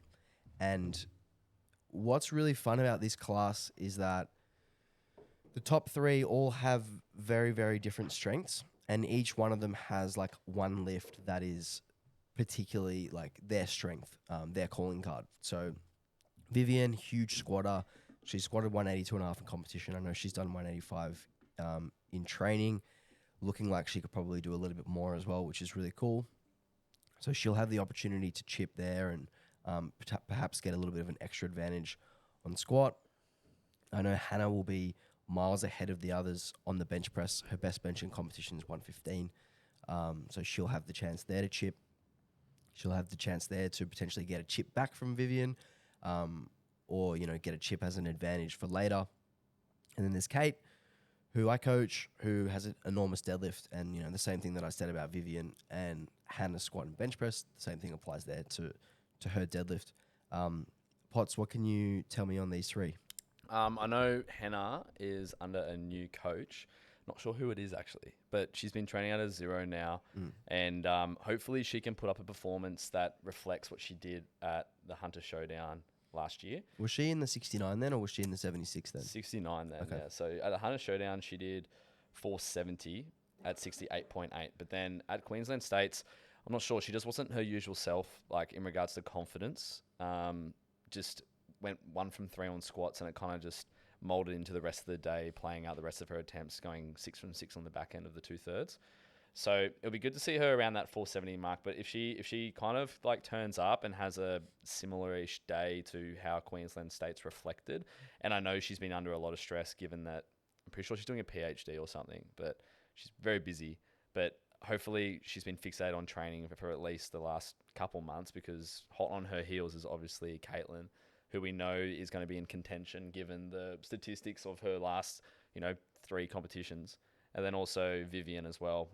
If she puts together a massive squat, like 185 is almost like a certainty. Any more is a bonus. Having her, I guess, in the race as well would be amazing. But So Vivian and Kate went head to head at States. They actually achieved the same total. Kate won on body weight at the end. That with was the probably the best battle with of the the weekend. 205 deadlift, and it was a really fun battle. Vivian did miss a squat, so there is a little bit of room there. Kate went 9 for 9, so Kate, executed better and was able to win right at the end there. Probably had a little bit of extra left in the deadlift. Had Vivian actually made her final squat, Yeah. we would have loaded it. But like I said before, this one's really interesting because, we've got one lifter who's miles ahead on squat, one lifter who's miles ahead on bench, and one lifter who's miles ahead on deadlift. So it's almost like they have to gain the amount of kilos they can in their respective strength lifts to propel the total and give them all a chance. So that's really fun. Yeah. Ebony is nominated fourth with 437.5. And like we said before, if one of the girls in the top 3 nominations here does have a slip up, have a bad day, miss execute, maybe even bomb, maybe even miss weight, she'll be right there to nip on their heels to get on the podium. Yep, for sure. And then honourable mentions to Alicia, Caitlin, Amanda, Chloe, and Steph. A big chunk from WA who are coming over to compete in that bottom sort of half of the pool. But it was good to see everyone have a really good day. I'm looking forward to that battle for right from first all the way down to fourth. It's going to be tight. Yeah. I think the winner of this class will be the one who goes 9 for 9. Yeah. And I think the total ends up around 470. Yep. Which is really awesome. And as we said, it may be tighter than we think, given Hannah's most recent competition. I reckon it could be literally a battle for the top 3. Yeah, Hannah's most recent was 452.5, and the other two's most recent was 450. Yeah. I know that Vivian did 452.5 in training last week. Yeah. And I know she's doing a little bit more again this week. Yeah. Kate did, I believe, 455 last week. She's got her final squat and bench coming up tomorrow and the next day. Yep. So she could be in the around about 460 for this week. And we would expect around that or a little bit more on the day. What is Kate been deadlifting? She deadlifted 215 last week. Damn. It was not quite to standard. Oh, yep. Couldn't quite hold it at the top. Yep. So I think that's probably the top end. Yep. Maybe a smidge less. Yep. She did 207 the week before and it was really nice. Yep. So perhaps there's just some fatigue there. Yep. She always deadlifts well in comp. She has never missed a deadlift since I've started coaching her, which I think is 5 competitions. It's credit to you, mate. Yeah, no, not at all. She's the one She's a doing it. gangster, yeah. She's such a gangster. Like she just super. She's a doctor too. Super quiet. Yeah, she's a doctor. She's super quiet. She's super reserved. She's so lovely. She talks to everyone, and then when it's time to deadlift and flick that switch, she flicks it and she gets fired up, and it's really exciting. Yeah, wow. So yeah, she's made nice progress on squat and bench as well, which is nice. So we can grab a few kilos there, and then we'll just be sitting back waiting and seeing what we need at the end. Yeah, for sure. I mean, it looks like a very exciting weight class. And I think, like what you mentioned there, Potsy, you kind of have these 2 sections of the weight class who are going to battle within themselves. And I think that's important to recognize that we have this, 1, 2, 3, with also like a 4th there who's going to potentially vie for placings. Will definitely vie for placings. And then you have this other section of lifters who are going to be fighting for that next one, and they're all pretty tightly packed. So I think that's really exciting and something to recognize as well, that at Nats you have these kind of like battles that go on at various levels, and they're all really fun to watch in their own right. Yeah. So like we said, the best lifter here will win. The one who executes. I don't think you win with less than eight weight lifts here. I think that's been the essence of the chat today, has kind of been this idea of like strongest lifter versus best lifter. So I think we're going to see that unfold here, just like many other weight classes. Yeah. It's a very different looking category to last year, because last year, like the top 3 that won, Kelly Fagan. Actually, no, Kelly bombed. She bombed. So Brittany won, I think. Caitlin Barracuda. Caitlin was second and Hannah was third. That's not how you say her last name. And Hannah was third. But Brittany Romus obviously was in there. And Brittany's gone up to 76. Viola Jakuta, she's not there anymore. Shania's gone up. My girl Esperance isn't coming down either. So it's a very different looking 69 kilo class. And Viola as well. She's disappeared. Doing reality she's on TV. Survivor and shit. Yeah. But yeah, like I said, very different 69 kilo class, which is exciting to see that like the growth of like the people coming through who I see at the bottom of this, I guess, like score from last nationals to where they are now is really exciting. So the winner of 22 APU Nats did 467.5, and I remember at the time, because I think Kate totaled 433. She did 428. 428, yeah. So I remember thinking 467.5 was like miles away for Kate, and here we are 18 months later, and we're there. We're going to be knocking on the door of that number, which I think is really cool. Yep. Definitely. Cool. So moving on to the 93s, we've got actually a similar little Good luck break. 69s. Good luck Yeah, 69s. Sorry, every single time you got to say that. Moving on to the 93s, we've got a similar top of this class to we do with the 69s, where it's a top 4 and then quite a big drop off. So in this instance, we've got Adam Jones, who's miles ahead Head and shoulders over, yeah. on best total, with 786 is his best total, followed by Ewan 755, Jesse 752.5, and Dean 750. So only 5 kilos separating 2 and 4 there, which is really cool. Adam's training has been, it looks like quite good. I know he's been dealing with a bit of a hip issue, which has limited his depth on his squats. So I think he's been deliberately squatting high to manage that. Yep. So as long as he can sink them on the day, that's squats obviously his strength, and his deadlift as well. But squats a huge strength of his, and if he can sort of get near his best of 310, I can't see anyone catching him. I think he did 310 as a really light 105, didn't he? No, I think he did it. No, I think he competed at 93 in that. We'll check that. Was We'll check that. APU But yeah, States. 310. No, it was 310 at 96.9. Oh, okay, so he didn't cut for that one. yeah, Okay. yeah. So Sorry. his best in the class is 301. Okay.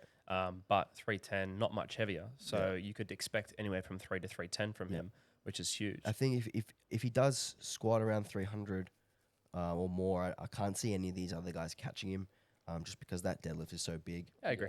I agree.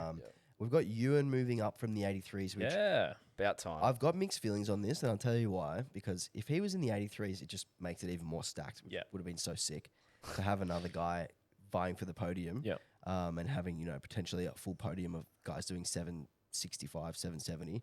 That would have been crazy. But I love it because I think he's always supposed to be a 93. I think he should have always been a 93. He squatted 300 at Worlds as a sub-junior 5 years ago, however long ago that was, and sort of hasn't really progressed his best lift. And I think a lot of that is because of the constant cutting down. So we could see something crazy from Ewan in the next couple of years, particularly on the squat. We could probably see like 320 or 330 on the squat in the next couple of years, which is really cool. I don't think he's quite up to Adam's standard yet. No. But I think another year or two, I think he'll be right there. And I think it will be, again, another one of those situations where we've got someone nipping on the heels of the person at the top, Yep. forcing the person at the top to be even better. Yep. And I think these two plus Jesse and Dean could push everyone all the way up, and we could have, all 4 of them could be in the 780, 790 range Yep. Yeah. in 2 years, which was really cool. I'm really interested to see how Ewan goes, in this particular competition, because I can agree that there's potential for him to really blow up, particularly on the squat in the coming years on 93.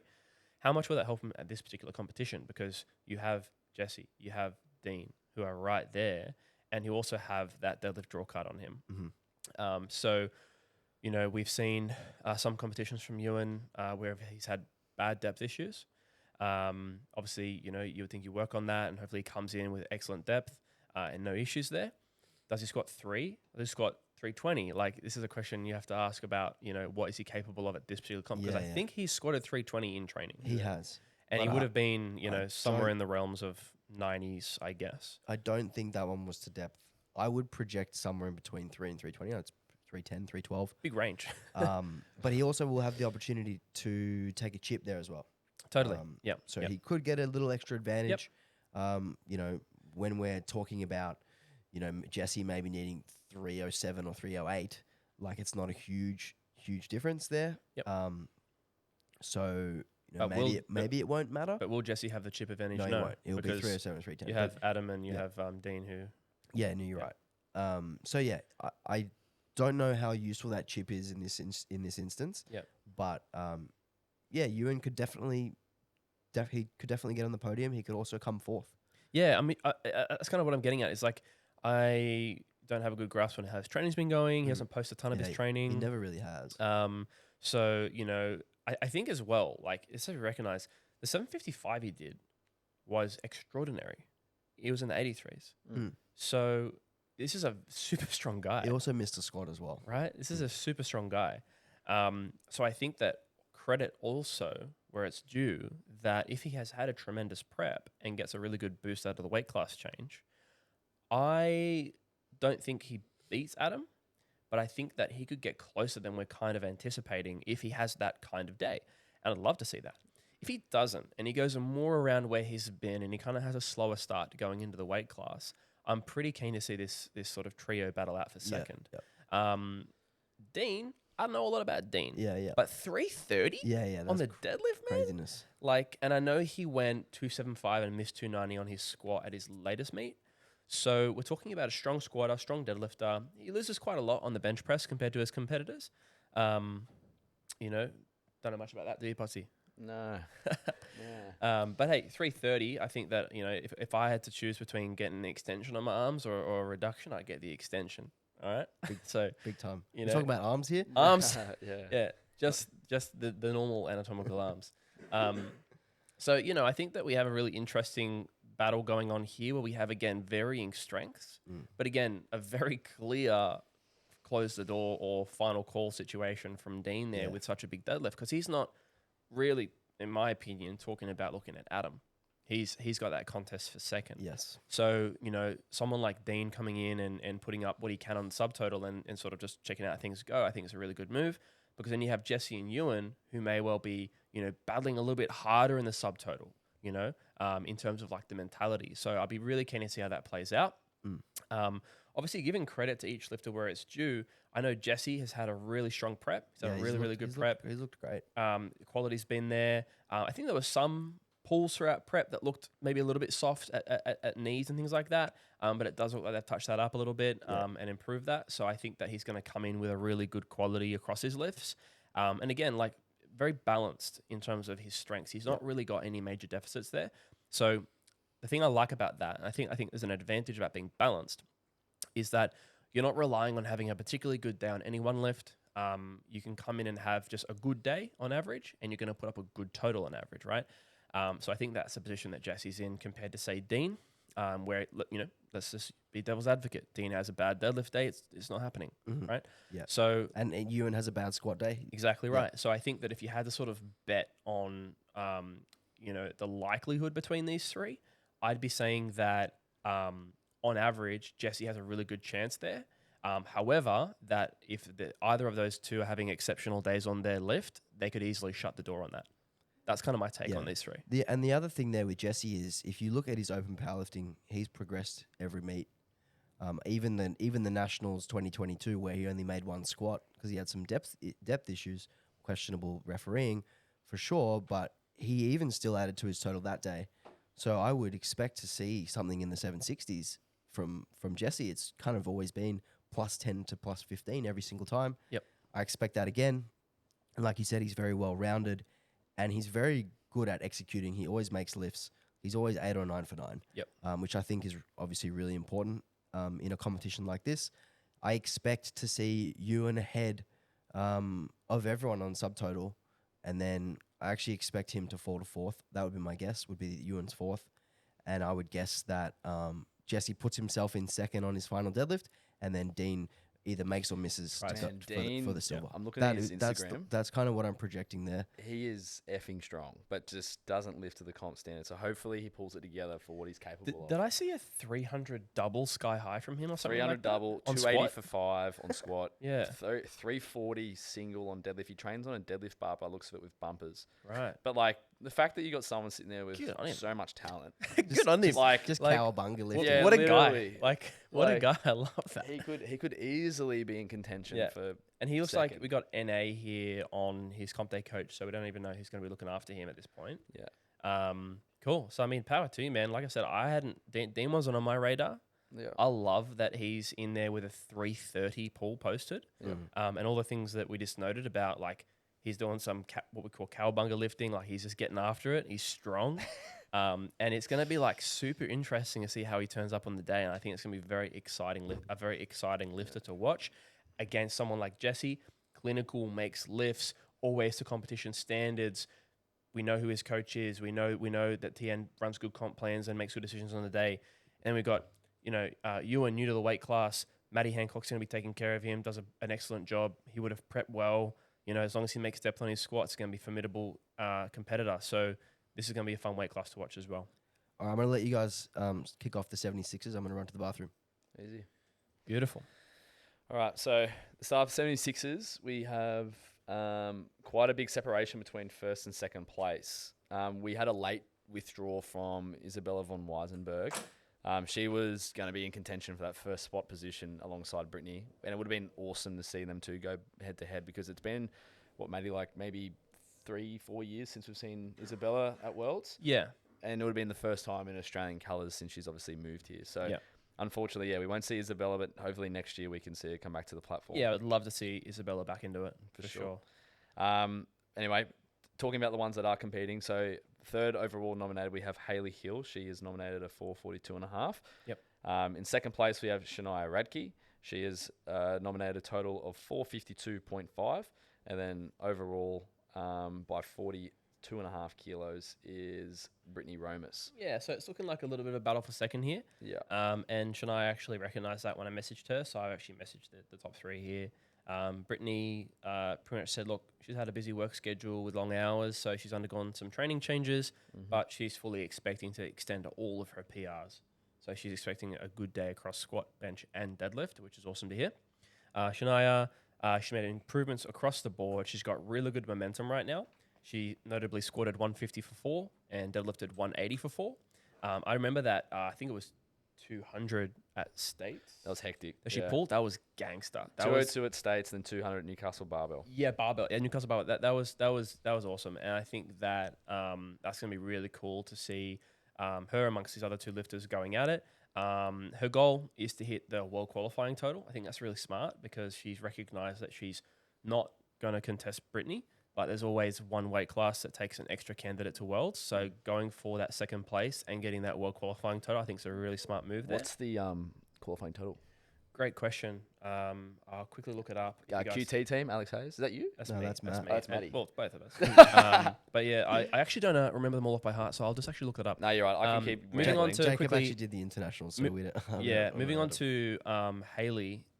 She has PR'd all 3 lifts in prep, even though she broke her toe 4 weeks out. She's keeping her numbers to herself. That's good. I Good rate for that. her. If you guys keep chatting on it, I'll just look up this world qualifying total. No, So, yeah, well, I just want to give Trump to You go. Shania because last year she was obviously a 69, and if I'm looking at the results quickly, she came 6th overall. So for her to be in this position now, where last year she did 407.5 to now 452, north of that potentially, is a massive feat to just taking the commitment to go up a weight class. 76ers is 477.5 world standard. Okay, that's big. But But big jump for her. it is, but I think she's good for it. I think her squat, knowing that she has what she could have done at States, an extra 5 to 7.5 kilos, knowing that she can bench 85 pretty much any day of the week. She did 90 recently, just the Did other she? day. Yeah, Look, just the other day. I think that, she did. I think that her training's going super well. Yeah. She's hitting rep PRs. She's gone up a weight class. All the momentum's on her side. But 25 kilos. 25 kilos. It's a big ask. She would agree. So I think that it'll be awesome to see her hit that. I'd love to see her hit that. And I would dare say going 20 plus 25 when you're already 10 ahead of the next best would secure second. Yes. You would think. Yes. In saying that, Hayley seemed quietly confident. She's PR'd her lifts. She's going to do better than 442. How much better? We'll see. And does Shania reach for the world standard and miss and potentially give up that second place? There's always a risk in that. So I'm very keen to see that play out. I think she can say that she's going for the world standard, but I think once the competition actually starts, the competition is the competition. Agreed. And she'll be trying to come second. Or, if something happens to Brittany, perhaps first. Agreed. I think that hitting that world qualifying total is a nice goal, but I also think that having a great day and coming second is probably a better goal. And I It's think not the that priority item. I think that once the competition actually starts, that things will actually probably shift that way because that's what competitive people do. They make sure that they win. And I know Shania's got some fucking dog about her. Yeah, she does. And she's gonna want a to mongrel. make sure she beats Hayley. Yeah, bro, 100%. And I can't see her foregoing 100%. second place. If it's like, hey, she's close enough to you that we go plus 15 or 17 for the world standard and second if you get it, or plus 10 to like boot like Haley out, you know, and close the door on her for a second, right? For sure, that's a decision. And I think that athlete is going to say, let's shut the door, you know? So I think that would be the decision that would strip her from having the liberty and the freedom to go for that total, because she's having to go for less to secure the second. I agree. That's the kind of situation completely agree. that's the kind of situation I would expect to unfold, because also Haley is going to come in and try to pull something big to put that pressure on, you know, and maybe get ahead on that third, right, before Shania then goes for her third. So if we see that, we're going to see an interesting decision unfold. Yeah. Yeah. So not a whole lot notable after those three. Perhaps we could see, you know, two lifters who are just below 400 of their best totals crack past that, which is really cool. Yep. And again, like credit there where they're going to be tussling for that as well. So you got 397, 392 from Rochelle and Gabby. And that's going to be really good to see how they go. And then even below there where we have Bridget and Faith, 377, 355, they're going to be tussling so you can come out on top there. So again, the multi-level contest, I think it's really important to recognize that, because everyone's going to nationals to kind of like climb up their own individual rankings. So I think this class is going to be a lot of fun. Yeah. Cool. Let's move on to the 105s. Good luck, 76. 76s. Got in there. All right. This one is 105? really fun. 105. I love a big boy. This is especially really, a big, strong really boy. fun. Lottie loves a big, strong boy. Yeah. We've got three guys who have kind of separated themselves from the pack, which I think is really cool, because they're almost, you know, if they make 6 lifts each, they're on the podium, you know, or 7 lifts each, they're on the podium. So there's no real like risk of anyone else sort of getting there, that they can kind of worry about what the other two are doing, which I think is really cool. So we've got Yanni and Michael Rand, who both have 822.5 best totals. Michael beat Yanni on his final deadlift to win on bodyweight at state championships. And then Tom Chaplin, 807.5. And I know for sure he tried to deadlift to beat both of them, even though they were doing a different competition. 323 he tried for he 823? He tried 323 for 823 to beat them both by half a kilo. And I don't think I've seen a closer deadlift, even some of yours. I was there live. Very, very close. Man, so these three really are like neck and neck and neck. I'd be interested to hear your boys' which thoughts. I think is really cool. I'd be interested to hear your boys' thoughts, because I've also chatted with all three of them and got 3 quite different responses that I'll talk through. I'd love to hear your thoughts on this. 3 very different dudes, personality-wise, like extremely different dudes. Actually, you couldn't be more different. These Michael guys. Rand is the most chill competitor I've ever met in my life. I coached him at APU 22 Nats, and I was like, what do you need from me? He's like, nothing. And I'm like, cool. And I coached him at States. And he literally just sits. He actually just stands in a spot. Doesn't even sit down. He just stands in a spot. He's clapped out with no headphones. He doesn't have caffeine. He just sits there, no ammonia. Just puts some chalk on his hands and off he goes. I call him Farm Boy Strong. He really is. He doesn't he doesn't look like he'd total 840, but he will. Yeah. It's crazy. And then you got Chapo, who's more of a kind of jock, more of like a kind of footy player type of energy. Like he's real competitive. He gets after it. If we had like NRL has like hottest top 100, and we had like the hottest top 100. APA's hottest 100. Tom Chaplin He'd be up there. Yeah, close first with Matty Bartholomew. He's pretty top of my list. Tell you what. he's tan and he's jacked and his big rump on him You know as what? well. Every time I see Tom, I just go, damn. Yeah, I literally look at him and anyone I'm near, I just go, look at that guy. he's so thick. Yeah, legit, man. And I go up to him, I remember last time I saw him, I was like, bro, you look like a rhino. And he's trying to get in the net as well. Like he's pretty smart. So like it's a full package. He's got it all. So so he's kind of like the jock. Tom's kind of like the jock, like, you know, dates the head cheerleader type of dude. He's like the real competitive, He's like alpha male. And then you got Yanni, who's a little bit more introverted, but he gets real psyched up during comps. Yeah. He kind of keeps to himself though. He has a lot of heart. He's all it's all internal. He internalizes a lot of it. He's very, very, very invested in the outcome and like extremely emotional about it all. He's dialed in. Yeah. But it's like I said, it's all internal. It's gonna be so good to see all keeps to 3 of himself. them. It's gonna be like a roller coaster. So every single the one. 3 of them interacting with each other, and then, you know, obviously, you know, it's powerlifting. We don't run and push each other out of the way to get to the bar first. You know, you're lifting individually, but it's going to be very, very fun to see how each of them respond to the competition when the opportunity arises. Yep. And I'm really looking forward to it. So yeah, Yanni has the advantage in squat by a smidge. Even though Michael and Tom are both progressing their squat really well, they'll all be over 300, probably all over 305. Maddie, what do you think about the squatting? Yeah, from the squatting standpoint, I think that starting with Yanni, the weight class change has definitely had massive effects on his squat. Important to note, he's coming to the end of that time of kind of growing into the weight class now at the same rate. So you would expect that to sort of temper off a little bit. We've seen that particularly on the bench press, like the bench shot up. Yeah, and that's kind exactly. of just Yeah, it has soared. held a little bit. I'm not sure the later parts of prep, but I mean, I was seeing him a little bit at breakthrough from time to time, and I know that he was still sitting around a similar spot, which again, very strong bench press, but it hasn't continued to move at the same rate. I'll be very interested to see if we see a similar thing happen in the squats, where we see a modest improvement, or whether we see another bonkers improvement. And I think that is what's going to change the game for Yanni the most, is going to be how that squat shows up, because of what influences his total the most at the moment is the fact that he's moved that weight class. In saying that, I think Michael is that iron sharpens iron concept, where Michael has really progressed his squat nicely, both from a qualitative and quantitative standpoint, where his squat's looking better and it's stronger. And when he hit that 305 at States when I was coaching him, he looked like he had room. And if he can take that room, I think that's going to put him in extremely strong stead because of how big his pull is.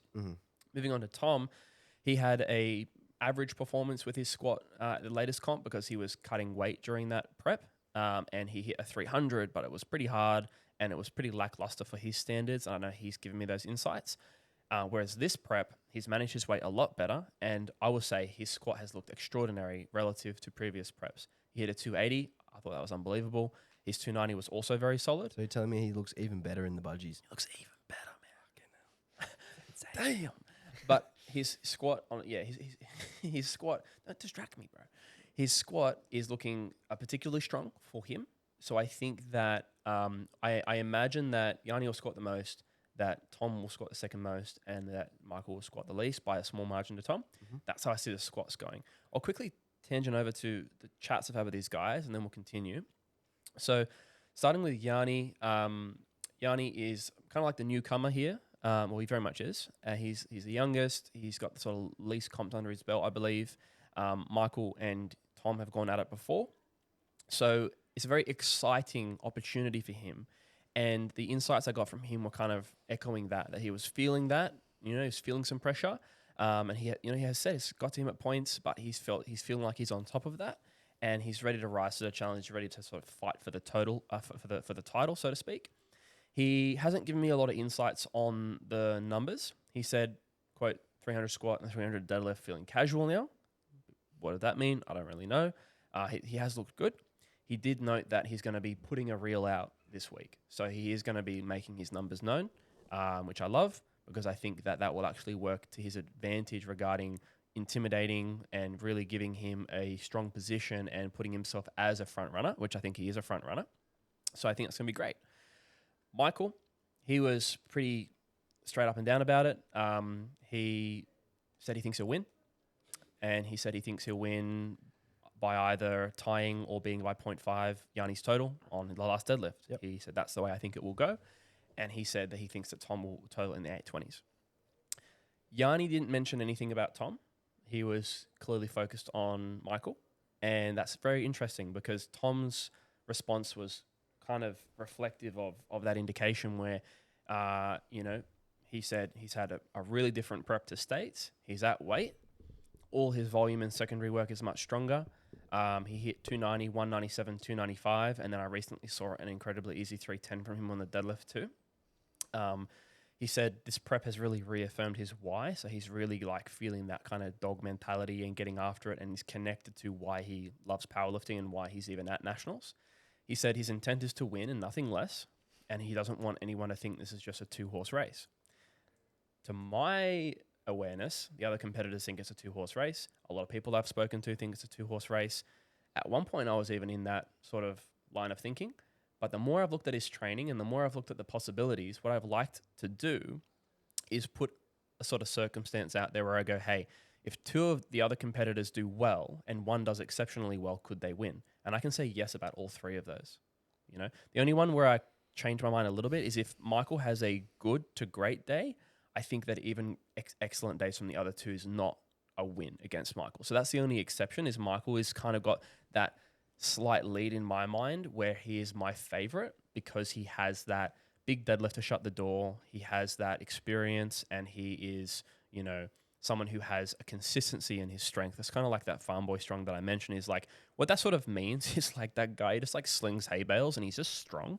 And it doesn't really take like a particular strategy to get 99% of that out of him. He's always going to show up with that.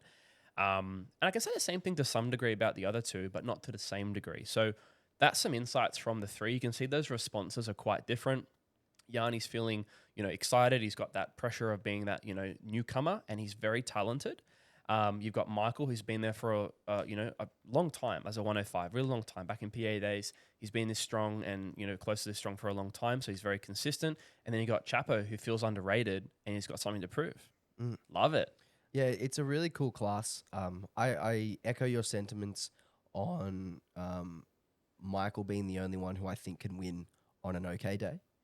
I do think Michael will win. I do think Yanni is right that I do think Michael is right in saying that he will win on his final deadlift and just do whatever he needs to, win on bodyweight or win by half a kilo.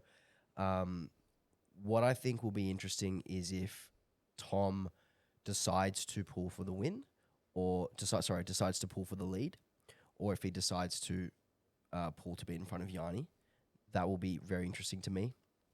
I think Tom will be in third place after 2 deadlifts, and I think he'll have the choice to go for second or put himself in first and make Michael beat him. And that's what I'm interested in. And if Tom does decide to put him himself and Michael has a blunder, Tom could win. If Tom tries to pull to go ahead of Michael and he misses, Yanni goes back into first, and then maybe Michael has a blunder and Yanni wins. But because Michael goes last, I think he's the best chance to win. I can see any of them winning. I can see any of them being in the podium in any order, which I think is really cool. Yeah. I'm more excited to just see how it plays out and see how they each handle the pressure when there is a big moment in the competition, because powerlifting comps are won in moments.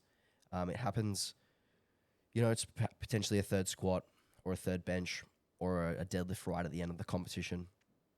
And there's this one little moment where they either make the lift or they don't make the lift. And that's when you really separate the good lifters from the great lifters. And I'm excited to see how these three, because I think these three are all great lifters. I'm excited to see how these three handle those particular moments. Love that. For sure. All right. Spots?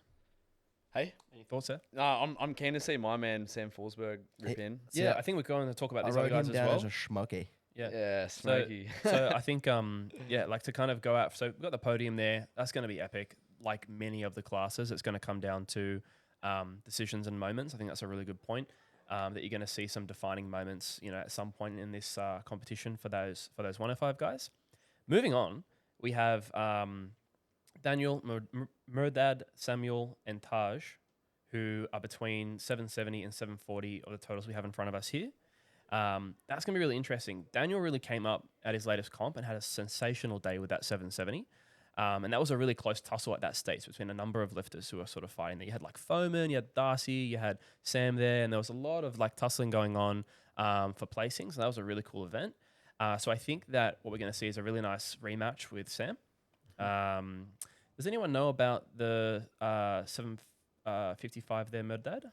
I think I saw him compete at Queensland States, but I'm not sure if Open Powerlifting picked it up or not. Okay. But I'm pretty sure he was on the podium at Queensland States with Tom Chaplin. Awesome. So, I mean, like you have a sort of 3-4-way battle there for that next placing, which is going to be really great. And, quality lifters, really strong. I think it's going to be a lot of fun to watch that unfold as well. I agree. Cool.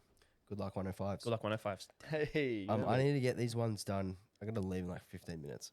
So I might have to rush through these last 4. Well, let's be concise. Yeah. So we got 84. 84. Beautiful.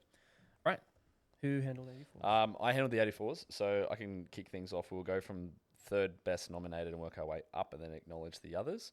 So in third place, nominated at the bottom. Sorry, Chris. Third highest nominated total is Stella Karanosius. That is a cool last name to say. She nominated with her Queensland States total at 462.5 with a notable 200 kilo deadlift, which would be mad to see her go head to head with our top nominated 84, Beth Parker. Stella's training seems to be going well based on her stories and seems happily posting away, which is a good sign of confidence. But over the last 7 months between Effectus Cup and Queensland States, Stella added a nice 22.5 to her total. So if training momentum remains consistent, we should see her pass north of 470, maybe even nudge 480. Granted, she goes 9 for 9, just like Queensland States. And then our second highest nominated is Nicola Orr with a nominated total of 465, just 2.5 more than Stella, which is mad because we love to see some battles, don't we, fellas? Nicola competes out of Tasmania. And over the last few months between September and November in 2023, she's added a monstrous 40 kilos to her total. I haven't been able to find her Instagram to properly scout, but granted the fact that her squat has pretty much been linear, we could probably expect to see her put her best performance up at Open Nationals. Granted, she goes 9 for 9, as she only averages 6 for 7 for 9 in her last few competitions. Awesome. And then Beth Parker is competing at her second ever Open National Championship, yet probably being the most experienced lifter across the entire weekend after doing her first comp in 2015. Shout out to Lift Performance Centre in Redfern. And then Beth is looking to win her first ever Open National title. Beth nominates with a 481.5 total. However, in her most recent competition, she totaled 500 at New South Wales States. And before that, she totaled a massive 530 in the same year of 2023. So given her nominated total, I believe she'll no doubt put 481 in the bin. Since her last competition, she has benched a notable 130, which is 10 kilos above her competition best. So a handy 10 kilos on her total will help her perform well on the day. And then this morning, she actually deadlifted 210, which we all probably saw, which is 2.5 kilos below her best. She didn't use talc, but no doubt if she does on comp day, she will probably move it quicker, plus a little more with the taper. And then her squat has been okay for her standards. She squatted 170 last week from memory, but I'm sure we'll see Beth at Worlds hopefully this year at her first ever open performance. So looking forward to that. The only one that I wanted to highlight was Adjoa, who's nominated 1, 2, 3, 4, 5. I just know her training a bit because Steph coaches her. I know she squatted 162 and pulled 2 in prep, which is going to boost her up into that conversation for the podium. So I think I'm very interested to see how that plays out because they weren't maximal lifts either. So I'll be interested to see if there's a bit of a conversation there for her coming in. And Rebecca Tanchevsky, she actually was the world representative last year for former, us. yeah. And she won 2022 APU Nats. So there's a bit of experience in tight competition there from her. Sensational. I know for sure she went 9 for 9 that day. So, we could perhaps see a little bit of a shake-up here in the nominations. I can't see anyone catching Beth. Yep. I hope Beth puts up a total over 500 again. We'll see how that goes pending her squat. Yep. The bench and deadlift look right on her best, but it seems like, what was the injury that she had? Recently? Yeah, she Good had question. some lower body injury, which seems to only be affecting her I squat. think it was a knee thing from memory, actually. So hopefully she performs well. I still can't see anyone catching her, even if she, doesn't get a squat close to what it was. And it'll be a nice battle for second and third between sort of 4 lifters, which is really cool. Yeah, very exciting weight class, as we've been saying the whole time. So, yeah, good luck to the 84s. So moving on to the 120s. 120s. So 120s, the tugboats of the weight class. Looking forward to seeing Sam Butterworth go above and beyond what he's been doing in his previous competitions. He has a tight battle with Josh Lanivia, the Tonganator, the Schlonganator. Very keen to see him battle out with Sam because his training's been going fantastic. I'm pretty sure I saw him hit a 305 squat single, benches. I think he did 4x2 at 6x2 at 190 the other day. He did 210. Yeah, he hit 210 for a single. But And yeah, his deadlift for 320. I think he's hit 212 or 215 He prior to that. He has hit 212 and a half before. Yeah. Yep. So looking forward to seeing the best happen with Josh Lanivia on the day and obviously push Sam as far as he can. Obviously, Sam has the pull advantage, so it'd be nice to be him in the final attempts leading into the closing day. Who's Charles? Charles is a fucking joker. That's who Charles is. You got anything to say about Charles? So I want to talk about the first two first. Yep. So Right. I think we'll see a sizable lead from Josh after subtotal, probably around 20 kilos, which will make things hard for Sam, but I think Sam will have it in him if he has a good deadlift day. I do think Sam will win, but I do think it's going to be very close, and I do think it will come down to the final lift. Yep. We got to remember I think that Josh is on the improve rapidly, which is great, and he's very close to Sam, but I think this is the last time where he'll be just a little bit behind. I think the next time they do battle at next year's Nationals, they're going to be neck and neck, and it's going to be even better, which I'm really looking forward to. Two great dudes, two guys I really like watching lift. I'm really excited to watch this session. Yep. I do think, like I said, I do think Sam will have a little bit too much at the end, but it will be nice to see them both put up a really good performance, and hopefully Josh has a really great day and pushes Sam as far as he can, and makes Sam pull something really big like 355. Would be awesome to have to pull that for the win. And then there's kind of three dudes here next who could be on the podium. We got Hugh, who's my lifter. We got Will from ACT, and we got Charles, who's also my lifter. Haven't seen much of Will's training, but he is kind of a squat specialist. He's missed a couple attempts at 300 on squat, so he'll probably be aiming for around there again. Hopefully he's successful and he's able to kind of get off to a really good start on squat and make the other guys push him later. We got Hugh, who's 18 years old. I've kind of thrown him into the deep end here. I didn't realize that he actually had a chance at the podium until I was looking at this morning, but his training's been going great. He did 732.5 at sub-junior states last year, and he's probably going to put about 40 on that, would be my guess. So he'll be right up there for third. And then Charles, his best total is 752.5. His last comp, he only did 740 because he only got one deadlift because he cowered. But that 752.5 was with a 262 squat and a 180 bench. So there's a little bit extra there if he puts together the full day. I can see both Hugh and Charles being somewhere between 770 and 780. And, we'll see if Charles can get beaten by a teenager or not. So, what I'm hoping is that Will has a really good day and he pushes my boys as far as he can. And then we'll see what happens at the end. But it's really cool, again, to have three guys pushing for that final podium spot. Yeah, definitely. A good sort of primary fight or battle, and then sort of that secondary battle for third is always great. Yeah. I think it's a lot more meaningful when that secondary battle is for a medal, as opposed to like, we're battling it out for fourth, we're battling it out for fifth. So this will be a really fun one to watch as well. Yep. I think first place is actually a lot closer than what we think, because I know Sam has obviously gotten better since he's been part of TSG, but Josh's training has just been like above and beyond. Like, as we said, 305, 210 in his training, and he missed 337 after what looked like he could have hit. Was not close. Was not close? I've heard several people tell me that 337 was almost there. It was a misgroove. It wasn't close. I agree, yeah. It was probably 10 kilos too heavy, maybe 12 kilos too heavy. I think Josh will put up something like 840 or 845. Yep. But Sam's already done 845. He's been in the 830 plus range for a while now. Yeah. I think he's just a little bit too strong for Josh just yet. But like I said, I think this will be the last time where there's actually a bit of a gap. And next time they do battle, it will be like really, really, really That's close. the thing. I think like if you give him all the credit that you're giving him there, Potsy, which is due, because his training has been phenomenal and he's moving, you're still talking about 25 kilo gap if Sam just does what he's already done. Exactly, yeah. So it is a big ask. Again, we've already recognized that we're talking about great days, 9 for 9, both of them.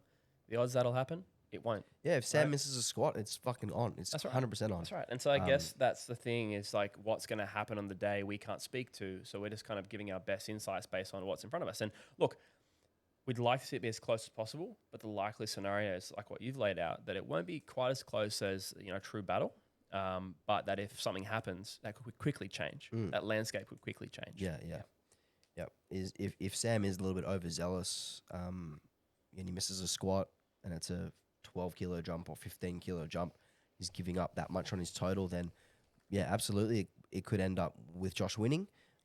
But if they both have good days, and I actually expect that they both have good days, two really good competitors, two guys who have great coaches in their corner who pick good attempts.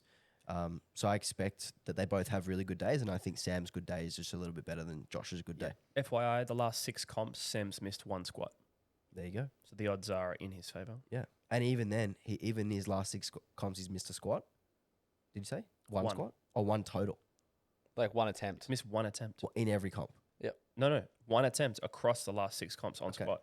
That's it. Well, that's great. Yeah, it's phenomenal. Yeah, absolutely. So of 18 squats, he's missed 1. And I'm pretty sure that was the one at Worlds where he actually hurt himself on his second attempt. No, it was nuts. Nationals. Yeah. Oh, okay. Nationals 2022, missed 305. There you So, go. yeah, I mean, he's obviously someone who adjusts well for the day, which is like bad news for Josh, essentially. Yeah. Yeah. Yeah, I mean, I'd love to see Josh win, but I think this is another case of Josh is pushing Sam to be even better. Yep. And Sam's 8:45.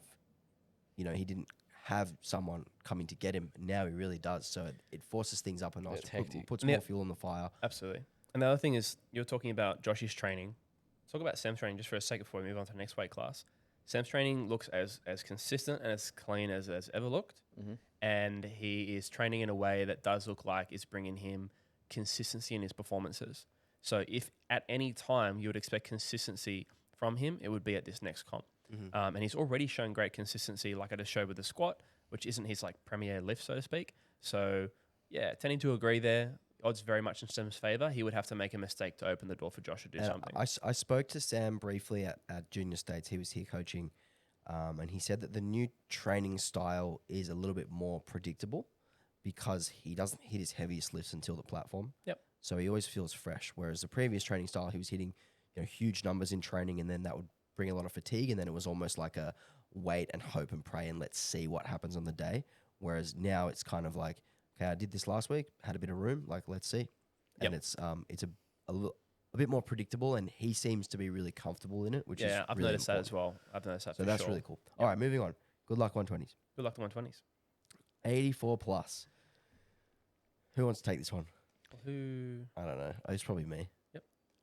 We have two Islanders who are fucking unbelievable. They're the best. And this is actually pretty similar to the Sam and Josh thing. Probably a little bit more of a gap still here, where Lucy's really closing in on Nat at quite a fast rate. I still expect Nat to be better than Lucy, but these two women are, it's really nice to see the standards be so high in this weight class when it's usually, not a lot of participation. We've actually got 8 lifters here, which is a lot more than we would usually have in a super heavyweight female class. So that's really exciting. I'm really excited to watch Natalie lift. She is currently the holder of the biggest deadlift in IPF history. So sick. She was the first female to deadlift 272.5 drug tested, 600 pounds. She squatted 250. She's fucking strong. 600 freedom She units. did 252 last week. In competition, but yeah, she's squatted. She's improving. In She's, training, yeah. 2. Yeah, she's still reasonably new as well, which means she's still got a lot of room to grow. Yeah. She's awesome, and she's actually probably along with Vicky and who was the guy? Shay. Who was the guy that we mentioned who could be on the podium at Worlds? Oh, fucking Dion. Dijon Mustard. Along with Vicky, Dion, and Steve, Nat's probably another one of those who can get on the podium at Worlds based on the way that she's progressing. So really excited to watch her lift, particularly to watch her deadlift. We've got Luciane Lafayette. Good job. Is that correct? I'm going to give it a tick. I think like a lot of these names are very phonetic, so you just got to read it out. So her best total is 592.5, which is not really a reflection of how strong she is because, like I said before, she's making crazy What did she progress. squat in training recently? Was it like 235 or 240 or something? Yeah, something bonkers. Yeah, She bench 140 in training. Yeah. Yeah, wow. She's going to close that gap a bit. She's making rapid progress. She's going to close that gap. She's going to go over 600, which is really awesome. So yeah, I'm really excited to watch these two lift. And we've got a little bit of a battle for third place between Rebecca and Jarvi. Rebecca nominated with 495, Jarvi nominated with 510. So it will be interesting to see those two battle it out for the bronze. Yeah, absolutely. And then even further down, we got another little battle going on for the next placing. So it should be a really fun class to watch, just like every class we've been saying that. So that's really cool. Yeah, this one's gonna be really fun. Yep. I'm more excited for the battle between Lucy and Nat in 2 years, because I think just the way that Lucy's progressing. Nat's obviously still progressing, but she's closing that gap faster. She's progressing faster. Yep. It's going to be one to watch for sure. Which is really awesome.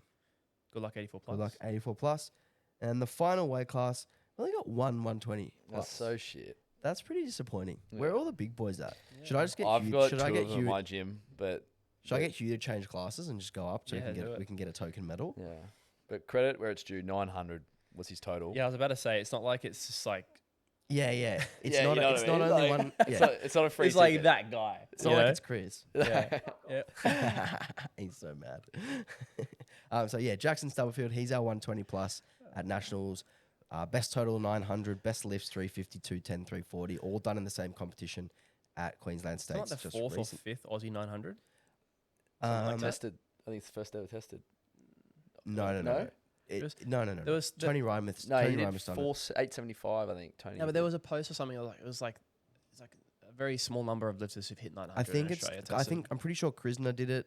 I'm pretty sure Tony Rymouth did it. tested, yeah, and slaved, And then yeah. I'm pretty sure this is the third. Third. Wow. Because I know Cam never did Don't 900. quote us. Oh, shit. It's one Cam- of them. Cam did 888. Yeah.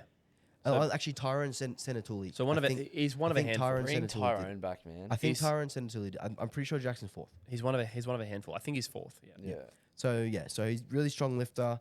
And it's actually cool. I was thinking about this before. When you don't have any competition, it's almost just like a mock meet. It's just like a Yep. fun day.